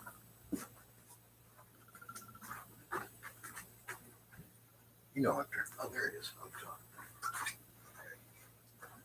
Okay, hold on. I was confused as usual. Dazed and confused. Don't knock anything down. Don't knock anything down. Is this what you have? This is a glass star foiler. And you're pulling your foil out and it's ripping as you're loading it. Am I correct? Probably. Okay, I can explain things to you. Yes, okay. Number one, make sure your wheel, whatever size you're using, rotates well. That's important. Now, if you notice on your foiler, you may have where it's breaking coming through this piece. Let me, hold on. Okay. We're going to do some fancy schmancies here. All right, you take your little wing nut thing there and take that nut off. And I really don't care what color foil this is or what the backing is. It's ripping when she presses it into the crimper. Okay, into the crimper. Make sure that both of your wheels match, this one and this one, to the right size foil. The plastic wheel has the size embossed on the wheel. Okay, and when you're make sure this wheel is turning well. Now, and this has a Phillips screw right here. Make sure it lines up right in the center between the wheel. Now, some people lock it all the way down. I have mine up a little bit because so it doesn't drag when the wheel turns. But as you're pulling, try to get this closer to the edge to you on the table, or if you could screw it down to a board. If you're way over here and you're pulling up on it, it's not as good as if you're pulling down on it. And one thing that yours didn't come with, and I'm going to explain to you the hole that goes through here. Not the real big hole, but there's a little tiny hole on top of it. What I did is I took a piece of 14 gauge wire and I slid it through there, and I made an L shape so that, because I was having a problem with mine and the foil was, as it was peeling the paper off, it was slipping out sometimes because I either pulled too far to the left or too far to the right, depending on which wheel I was using. And so I've stuck that piece of wire in there, and I could flip it up to load. And then once the foil is loaded in there, I can bring that down. But make sure your wheels turn easily. If not, because if I push this down real hard, the wheel hardly turns at all. Okay, so I want to bring it up a little bit, and then if the wheel turns, you can like spin it like a child's top. Even this one locked all the way down. See how that one's spinning? But if I put this down, it doesn't spin anymore. That'll cause your foil to rip as you're bringing it off. And also make sure, turn it upside down. Make sure there's no little burrs on the, if you have to, you take an emery cloth and just file down where those burrs are right in underneath the tongue there. And that'll make sure that it doesn't rip your foil. And make sure it fits successfully so that only the black grommet is showing as you look down through there. Okay, I think that's about it. Okay, next question, please. Is there a good alternative for tacky wax? An alternative for tacky wax? Beeswax. Pure beeswax. But it's twice as expensive. What are we making with tacky wax? Are we doing lamp molds? Probably. While we're waiting for a response, thanks for making time to explain things. Okay. No, this is your time. You guys logged on to me. I was going to do this whether I had one person or if nobody showed up, because not only am I doing the live feed, I have another camera that's running behind me for my record of what I did and did not say, so that I don't repeat myself over and over again for the new people. But this time belongs to you guys. This is free. So I'm donating this to you. So it's like, take advantage of it to the best of your ability. Ask as many questions as you want to ask. I'm here. Yes. It's a lamp. Okay, it's a lamp. Yeah, so apparently you're using an Odyssey mold system, all right, which is fiberglass. And yeah, give me that. I just brought one in because I'm going to be making an Odyssey lamp. I'm going to be making this Odyssey lamp. I don't even know what pattern it is. It's an a 16-inch Art Nouveau. Yeah, and when you do put the tacky wax on, your molds get kind of like, ugh. But yeah, the only other alternative, you can't use double face tape. It's fiberglass. So you have to heat it up with a heat gun or a hair dryer and let all the wax drip out from in between the glass pieces that you put on and the actual mold. And I'm excited about doing this Art Nouveau. Yeah, but as far there's you can use beeswax. Candle wax is not sticky enough, so either pure beeswax or tacky wax, and those are about your only alternatives. And I apologize for that. Fruit fly. I've never come up with another alternative, so that's what you're up against on that. Okay, now another alternative. If you're really having a problem with your glass star foiler, Who's the people who make this? KDW, KWC. I think. KWC. KWC makes a table foiler, and this one works horizontally, so the wheels never get stuck. And what you do is once you line it up, you push your glass right into there like that, and follow the wheel around. And it has a little going the wrong direction here. You follow the wheel around, and it presses it, and it shoves it down in there all at the same time. My assistant likes to use this one. I try not to foil. I don't see well enough. But that's another alternative. If you're having a lot of problems with this, these are also available. You 3/16, quarter inch, and 7/32 carries all the foils, but it has a non-skid. It won't slide on your table, even if it's Formica. And she just loves it, and she can do like about 12 pieces a minute when she foils with that. I don't foil. I can't see well enough, and I just dropped one of the wheels. Yeah. Sorry about that. Just dropped one of the wheels. Okay, yes. Next question. Is there any brand of glass better than another? I need to avoid. Yeah, the expensive ones. Avoid them like the plague. No, glass is glass. They do have different properties, different manufacturers. I'm sure if you used Spectrum glass, one of the easy, which is not Spectrum anymore, it was taken over by Oceanside Glass. But it's all the same formulas. And by the way, after this month, after September, October, all the glass that they make is going to be a 96 compatible glass. So you can do all of that in the kiln, whereas before Spectrum glass, only certain ones were 96. Wismach, Armstrong, Kokomo, medium price glass. You get into things like Bullseye, Oceana, Yakagani, you're talking a little bit higher end. And yeah, and then you have Kronos, the mouth blown antique, which is like $40 a square foot. So again, but it's all antique. That's what we're doing a restoration on that church window with. But yeah, all glass is basically sand and borax and whatever they're using to change the color of the glass. And every manufacturer has their own rollers that they roll out. Yakagani mixes their glass by hand, so it's not done by machine. So there's a lot of variation in, even though you have a sample and you go, oh, it's this color. One end of the sheet may be that color, the other end of the sheet may be another color. So, but that's what makes glass exciting. But basically, and Yakagani glass has a waxy finish to it.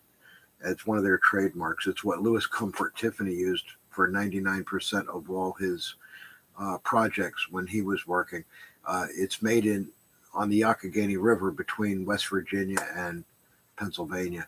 That's where the plant is that makes that. And but I love Yakagani glass. Actually, I love all glass, but Yakagani has like such true colors. What? I'm mumbling? I'm sorry. I was told I'm mumbling. I do that sometimes. I was like just inside of my own head. You asking me about glass, and I got lost in it. I'll try to be a little bit more articulate. To recap that, there's all different kinds of glass, all different kinds of prices, and all different kinds of manufacturers. I do not ship glass. I carry glass in my store because when you look at glass on your computer, it's one color. When you physically go to a store to shop for it, it's another color. So what you think you're buying online color-wise may not always necessarily be the true color of what you're buying. So that's why I say support your local glass shop. If they're very limited in their supply of what they, get a catalog, look up the different numbers, the different colors, ask them to bring it in. If they're getting a supply of a shipment of glass coming in anyway, they'll probably have no problem whatsoever in bringing it in for you. Yes, another question. Do you have a favorite type of art project? Sun catchers, boxes, panels, etc.? No, I do it all. For me, stained glass is the most fun you can have with your clothes on. Think about that for a minute. I love all of stained glass, whether it be a night light, a sun catcher, a church window.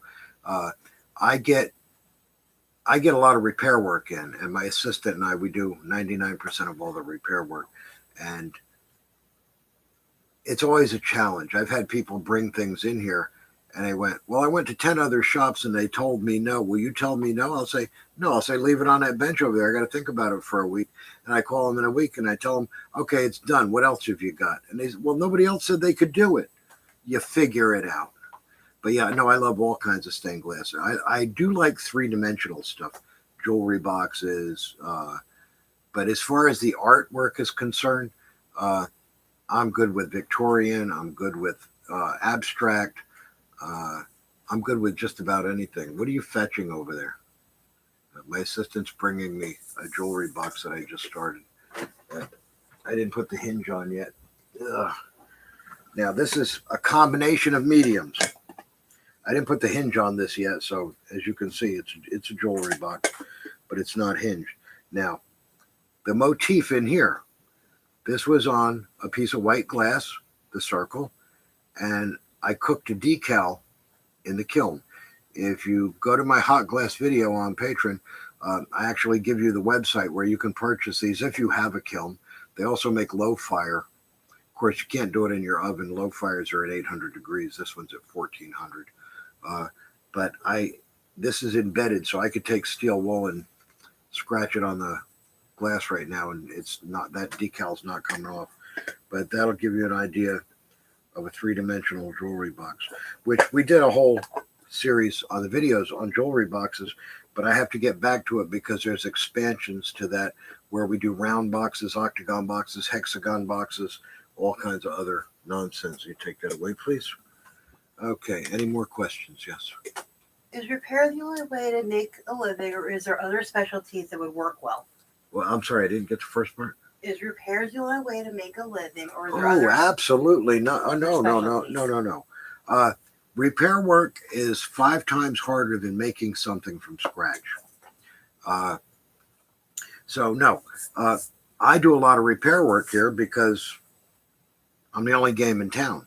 Where else are they going to take it? They either bring it to me or they take it to the dump, put on the side of the road. But we sell a ton of sun catchers out of our window. We sell panels. We sell lamps. I sell supplies. I do classes online through Patreon. I do in-store classes. There's a lot, I work, I would say, average about 15 hours a day, 6 days a week doing this. Today's my day off. I'm spending it with you guys and I'm having fun. So, but whatever it takes, it's like if you're working out of your house and you just want to do this part-time and you want to do a couple of craft shows a month or even one every other month, it'll supplement your income. You're never going to get rich doing this because it's art. Just ask Picasso, ask any of the masters. They weren't famous till after they were dead. And what did they do with the money? Somebody else got it anyway. Michelangelo almost starved to death for the last 5 years of his life. So you'll never get rich doing this, but you'll get rich in here. In your heart, you'll get rich, not necessarily in your wallet. So, but, and it is not an instant gratification thing. It's a long-term gratification thing. Like when people tell you to enjoy yourself, basically, my eyes were crossed. I'm sorry, there's a fruit fly in here. They'll tell you to enjoy yourself. That's finding the joy that's within. And doing artwork and doing stained glass, you can definitely find a lot of joy. I will tell you now, it's extremely addictive. You're going to get addicted to it, but it's not against the law, so it's a good addiction.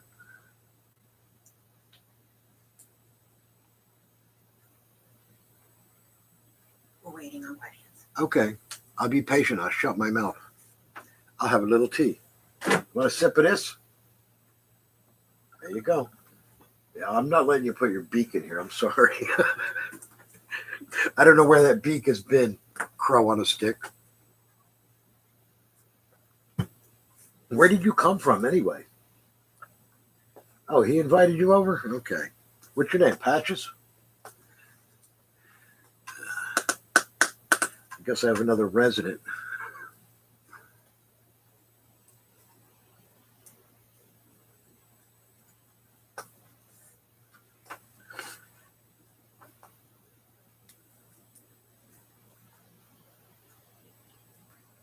Are we typing? Nobody's typing. You guys had enough? Is that what's going on? Tell me what's cooking over there.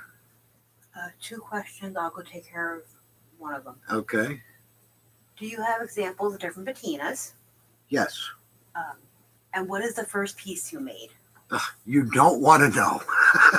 Second, the first piece I ever made was back in 1971. And it was a lamp. I had no idea what I was doing. I've studied stained glass. I've seen it in church windows. I've looked at stained glass lamps. I went, I can do this. And of course, I went to a local glass shop. Nobody would talk to me unless I went, can somebody please come and take my money? And which the guy did. And I bought a bunch of glass, and I bought a book, How to Make a Stained Glass Lamp. Horrible, horrible. It's still hanging in my shed as a reminder. It's got, I think, like 22 inches of dust on top of it. I'm afraid to turn it on. It might catch on fire. But that was my first project. Samples of patinas. There's copper patina. There's black patina. There's pewter black patina. There's green patina. I don't have anything to show you as far as I know, unless my assistant went. Oh, yes, my assistant's coming with things. Okay. Okay. Do you have anything up there that's copper? Pewter. There's no patina on it. Silver. No. Well, I have the other box. Okay. Anyways, no patina, silver. This piece is done in a pewter finish. My assistant's getting me more stuff. Actually had a customer, like I said, there's no such thing as a stupid question. They were just getting started, and they went, where can I get silver patina? I'm thinking, out of your faucet? If you just wash it and polish it, it'll stay silver. There's no such thing as silver patina. There's copper. They also, now, if you want antique brass, not bright brass, that's electroplated, but an antique brass, which is not quite copper and it's not quite brass, what you can do is you can mix 2 parts water with 1 part copper patina, and it tones it down.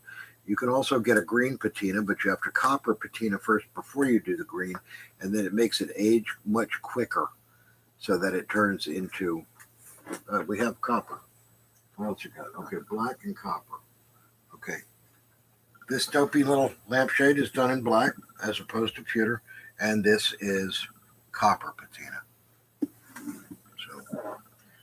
it goes this way, oak leaves for fall. So we have just plain silver, washed and polished. We have pewter finish.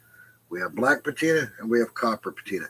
I have no samples to show you in green, but if you did this in copper first, then used green patina on top of it, it would make it look like an old copper roof that's like 75, 80 years old. So, and that's what the green. Oh, and also there's a brown toner that you can use on the copper, which will turn it more of a bronzy color, a very deep, dark, rich brown color. But you got to be careful. If you leave it on too long, it just goes black on you. So you have to watch it like a hawk. You have to apply it with a towel and wipe it off immediately. Any more questions? Can they still see me with all this crap on the table?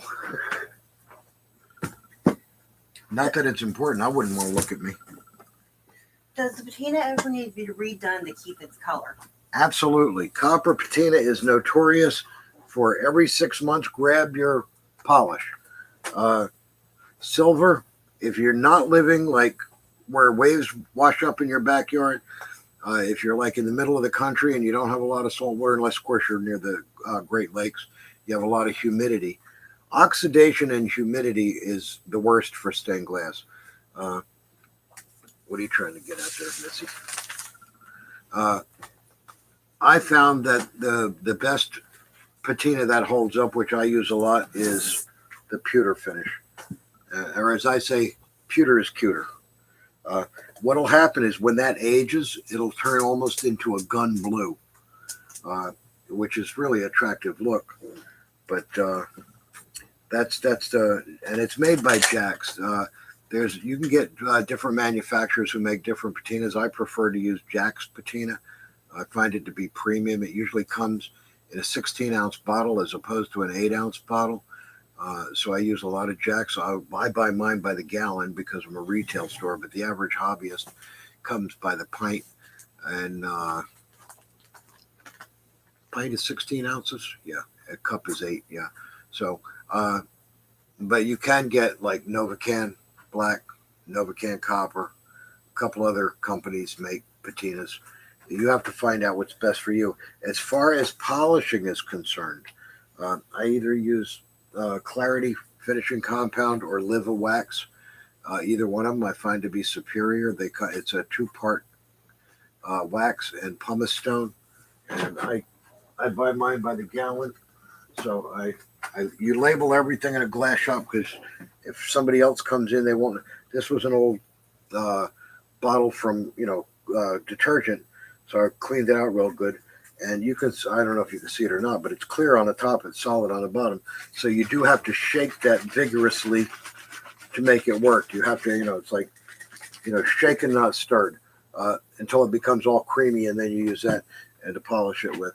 And okay, this is the Liva polish. This is how it comes. This is in a 12-ounce bottle. And this is OxyStop. This gets mixed 50-50 with tap water. And you put it in a spray bottle, and you can spray it and wipe it on. That'll keep things from oxidizing too. So that's on polishing. More questions? I'll move everything down. Move it down so the assistant can take it away. Take it away, Ernie. Okay. Yeah, don't try to clean up so much. Just tell me questions. What can we do to teach the customer buying our art that this is a timeless custom piece of art? Okay. You can use sarcasm. Sarcasm works really good in this business. I had a lady come in one day, and I had a panel hanging up there, and she's looking around, and I knew she wasn't going to buy anything. You can just tell when they walk in. And she goes, "How much is that panel?" And I said, $750, because that was the price tag that was on it. She goes, "Can you do better than that?" I went, "Okay, $850. She goes, "That's not better for me." I went, "You didn't say better for you. You asked me if I could do better." So, and I did.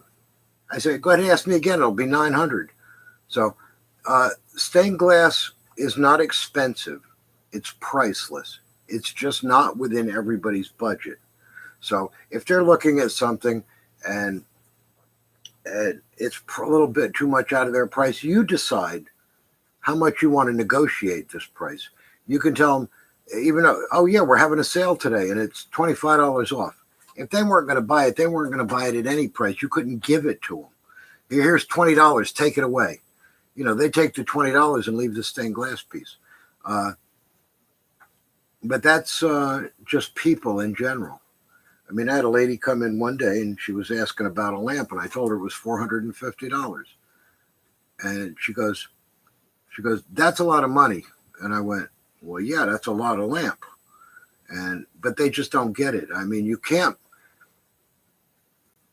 buy an Econoline van in a Rolls Royce dealer.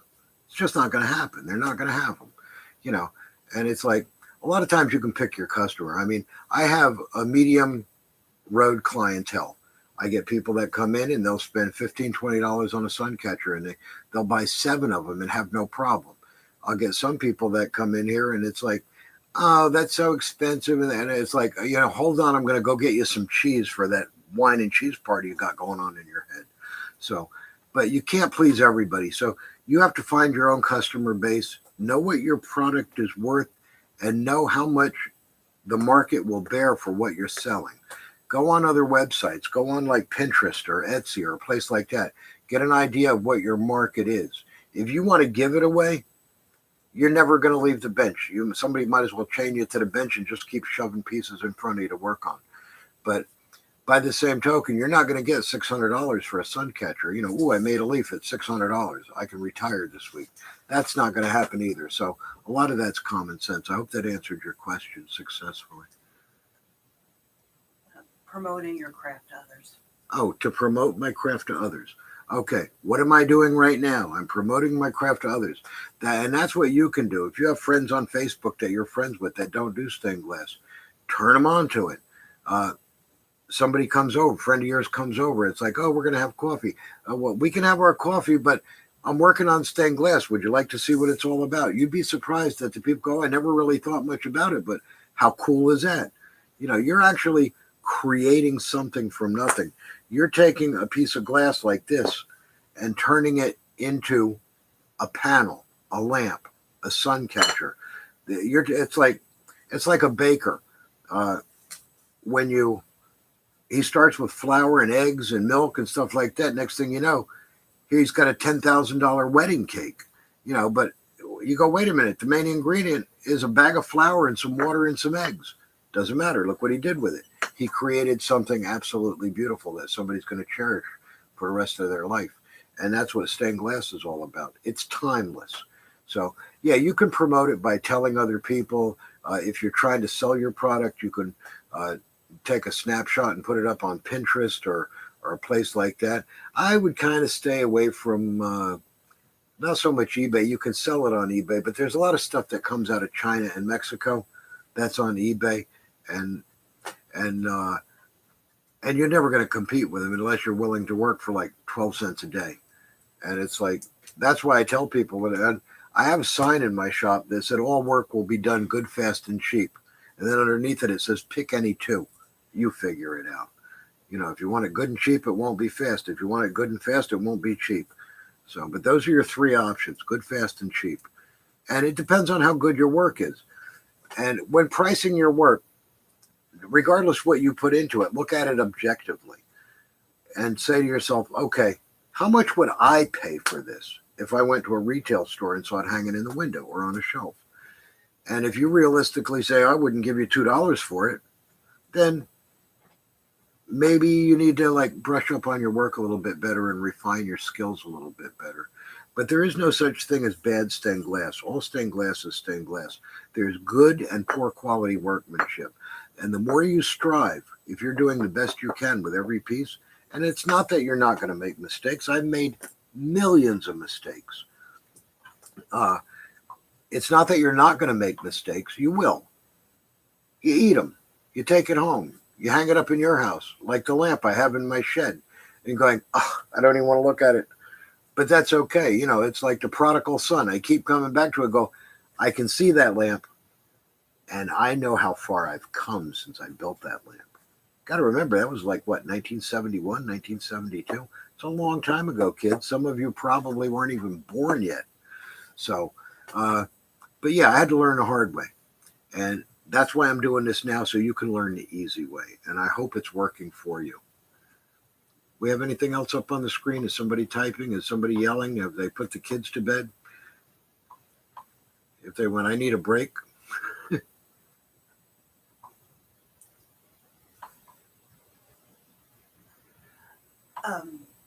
Just some comments about doing stuff now to build confidence and selling. Absolutely. Okay. Thank you for your time. Yeah. The more you do, you'll find the more you can do, and the easier it'll become. Now, I don't know how old any of you are. I've never seen any of you face to face. I just see a little blue dot on my camera. So think back to when you first started tying your shoes. How long did it take? And now you do it in the dark. You don't even think about it. You put your shoes on, you tie them, boom, you're gone. Some people can even tie their shoes while they're driving. I don't know how, but they can. But the more you do, you'll find the more you can do. And the more you can do, the more you're going to want to do. And the more you're going to want to do, like I told you, it's addictive. It's a ball of wax. It just keeps rolling and rolling and rolling. So, any more questions? Any more comments? Any more anything? There's quite a learning curve to this. Absolutely. But that's what I'm here for.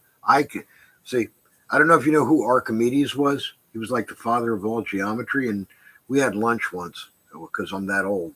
And he told me, he goes, remember, son, when life throws you a curve, figure out the angle. Well, that's your angle, is that learning curve. I'm dyslexic and colorblind, and I do this for a living. If you're not dyslexic and not colorblind, think of what you can do. I'm just the guide. You're the star of this show. Just wait. Okay. While I'm waiting for the next question or comment or telling me to get the hell off, it's been too long, I'm going to have a little tea. So, libation. Cheers. Oh, that's good. It was better when it was hot, but it's good. You want to heat that up for me? Break the seal. There you go. You got that? About a minute. Okay. Yeah, but it's so much fun. And now, once you sell your first piece, don't get all full of yourself. Wait until you sell your 1 millionth piece and then get full of yourself. Another thing I'd like to tell you to do, as you make each piece, take a picture of it.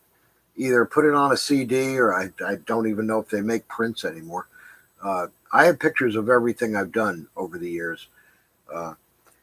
And I just love it. Sometimes I go back through the photo album and I look at the pictures. And of course, my assistant now, she puts everything on a zip stick, whatever that thing is, or a CD. I know what a CD is, but like I said, I'm not allowed to touch a computer. They set it up for me. They put it on slideshow, and I just watch the things go by. But yeah, if you have the ability to take a picture of each piece, either in a window or on a table, if it's freestanding, if it stands up, take a picture of it. Don't Photoshop it, but try to make it look nice. And that way, if you get a whole album of stuff, people come over and go, "Oh, you do stained glass. Could you make me something?" You say, "Well, yeah, look through these, see what you like."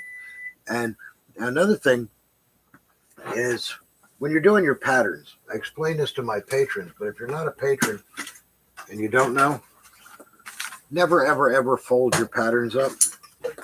Save the empty tubes from your paper towels. And what you do is you roll up your pattern and you put it down in there.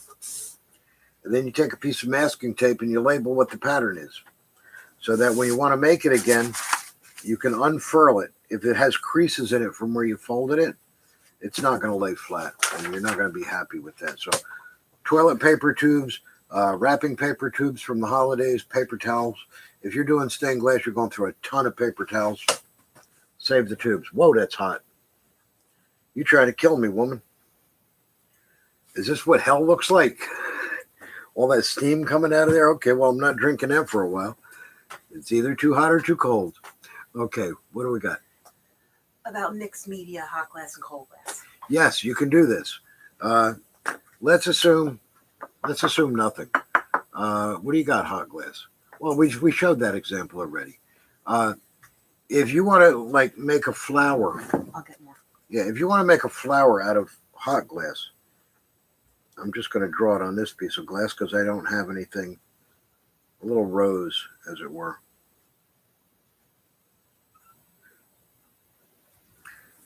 Where's my paper? This is all fused together. So you're not going to see any, you got 3 pieces up here with a blank and a green stem and a green leaf. Not quite a leaf. There's a leaf. Okay, upside down. And then this is all done in hot glass. And then you want to take that piece of hot glass, you can still foil it all the way around the edges, and then you incorporate it into another piece. So you can incorporate hot and cold anytime you want.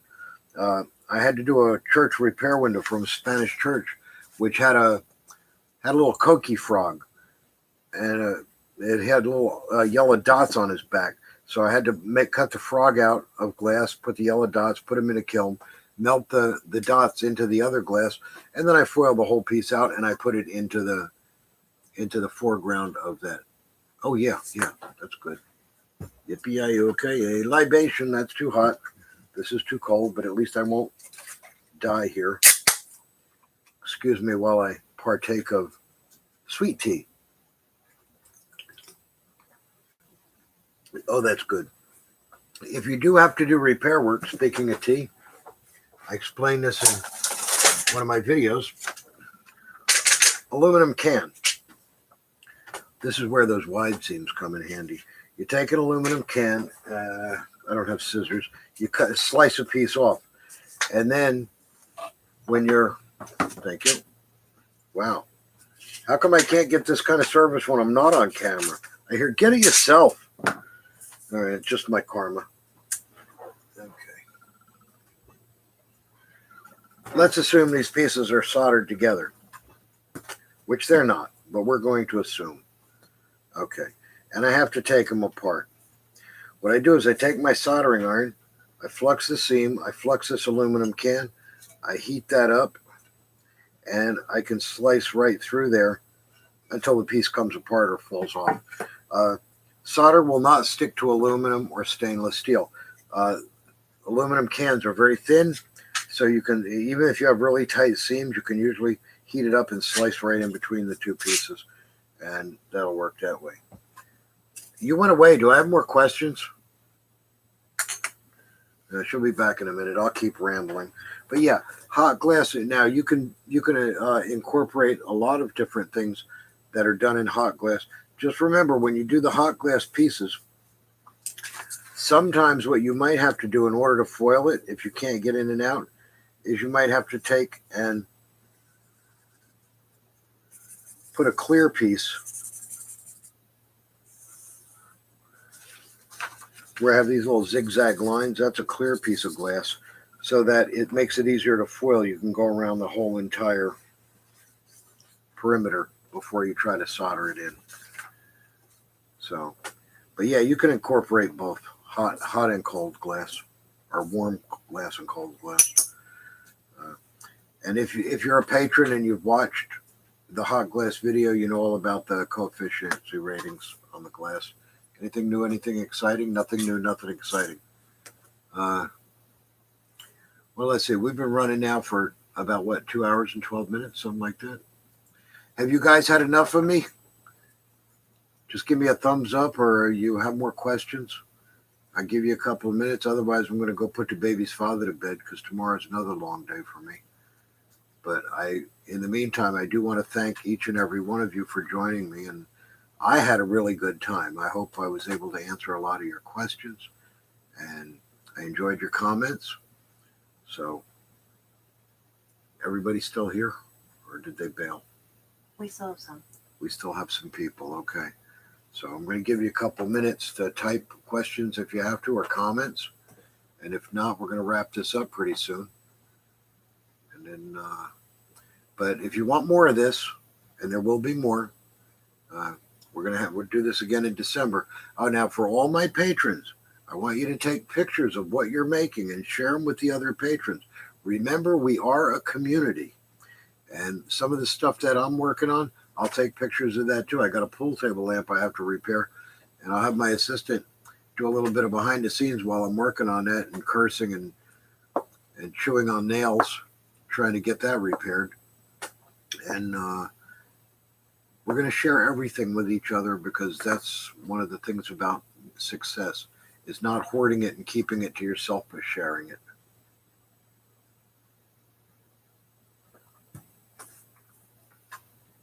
Okay. You partially answered this earlier, but do really large windows need reinforcing? Yes. Okay. Really? The person might not have been here earlier when I answered it. Yeah. If it's a really large window, you're probably going to want to use external steel rebar, which comes in 3 different sizes. It comes in 1/4 inch, 3/8, and 1/2 inch. And it's steel, so you can solder to it. It's a ferrous metal. And you may want to even incorporate internal rebar if it's a really large window, and zinc or something stout around the edges to hold everything. And now if it's a lead window and it's really large, then you definitely want to use Morton strong line in between a lot of the seams, but you're going to have to use either a round or a flat steel rebar on the side of the window that's usually facing inward. So you can bend it if you have a cane bender to follow the arcs, so it doesn't like cut right through the center of the panel. That's one. Anybody else? Not at the moment. Okay. All right, I'll be patient. I'll wait on you guys. Type quick. I'm going to wrap it up in about 5 minutes otherwise. So I really enjoyed this time, this last couple of hours that we were together. And in the meantime, remember, for the patrons, we're going to do this again in December. So if you come across any problems or you have any questions, get the old legal pad out, jot them down, and we're going to cover lots of things. What else have I got? Anything? Nothing? Okay, nobody's typing? I can't tell. Oh, okay. We can't tell if anybody's typing. So I'll stay as long as you guys want me to, but if you're getting sleepy headed, then I'm going to go home and go to bed too. Like I said, it was up at 4 a.m. today. But you guys are worth it. I'll stay with you.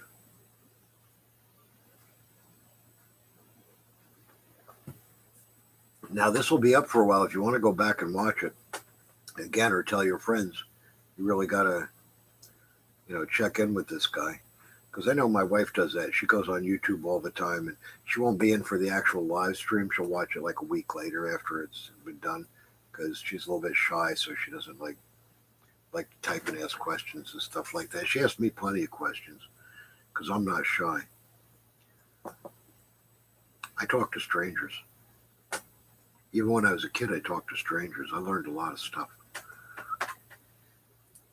Our one patron said she had a very good time. She's sure she'll have more questions at the next get-together. Okay, good.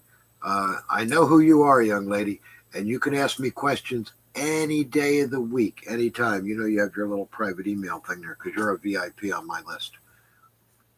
But thank you for the comment. I really appreciate it. Anybody else? Doesn't look like it. Okay. Give them about... I'll give them about 3 minutes. Okay, in the meantime, so we don't have dead air, tell your friends. If you don't have, you can tell your enemies. I don't care. www.patreon.com/Rabbicoon Productions. That's where you'll find me. That's where all the content is. That's where you can actually physically see me doing the work. And he actually gets to pipe in because he gets bubbles overhead. When you see the bubbles over my head, I would be concerned when that happens. Or as I tell a lot of customers that come in here, he's the ventriloquist, I'm the dummy. But I have more experience than he has. I'm older than he is. Anything once? Anything twice? Okay, guys. I'm going to sign off now. So I want to tell you, be well, be happy, and be safe, as I always tell you. And if you do have questions, by all means, email me or get in touch with me, however you.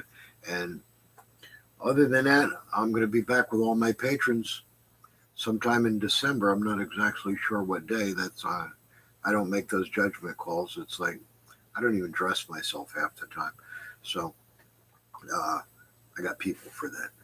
So be well, be safe, be happy, and thanks everybody 100,000% for showing up. I really had a good time. I hope you did too.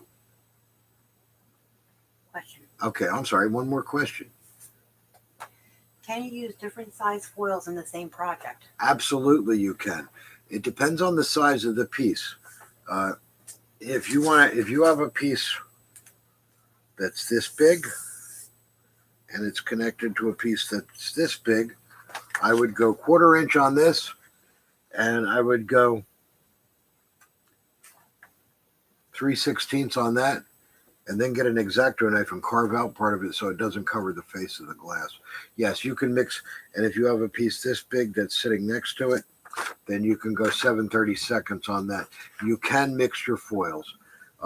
Keep in mind, the glass is an average of 1/8 of an inch thick. So when you take a 1/4 inch foil, 1/8 of that foil is coming onto the edge of the glass. It's coming onto the edge. The balance is separated onto the two sides.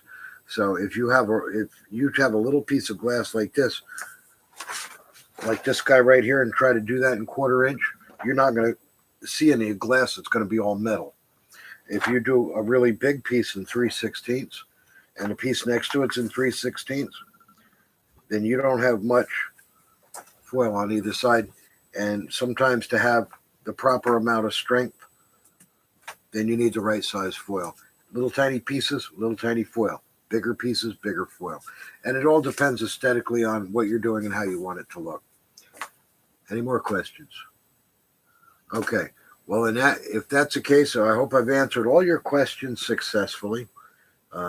Once again, I had a terrific time tonight, and I'm looking forward to seeing everybody on the patron site. And whether you're just starting out or you've been doing this for a long time, we're going to keep going with it as long as we can. It's a community and it's an industry. Okay, ta-ta for now, guys. You have another question? Oh, okay, another question. All right, he's never going home. Okay, I'll stay as long as you keep typing. What size foil should you use when making a jewelry box or other three-dimensional project? Okay, a jewelry box or other three-dimensional projects, I go with 1/4 inch because you need it for the stability. If you try using 3/16 foil, like this is 1/4 inch on this box, okay? If you try using 3/16 on a jewelry box, you're going to rip the hinge off, and you don't have enough adhesion. So yeah, 1/4 inch on anything three-dimensional. Now, certain lamps, if it's a mold lamp like that Odyssey lamp that I was working on, you get by with 7/32 on that. Except for where the vase cap goes on and on the bottom edge, and on that I would use 1/4 inch because you may have to put wire along the base circle of the lamp to keep it, nice and firm. You don't want anything coming apart in time because you have a light bulb in there and you have heat and no place for the heat to go. But yeah, three-dimensional, I would say 1/4 inch for most everything. Any more questions? Not at the moment. Okay. All right. You know what I'm going to do? I'm not going to run away yet. You guys think of your questions. I'm going to take a couple-minute break. See if this is still too hot to drink. Okay. I'm going to take a couple of minutes. I'm going to get off my keister. It hurts. I have to walk around for a minute. I should have got one of the stools with a cushion. But I'll be back in 2 minutes.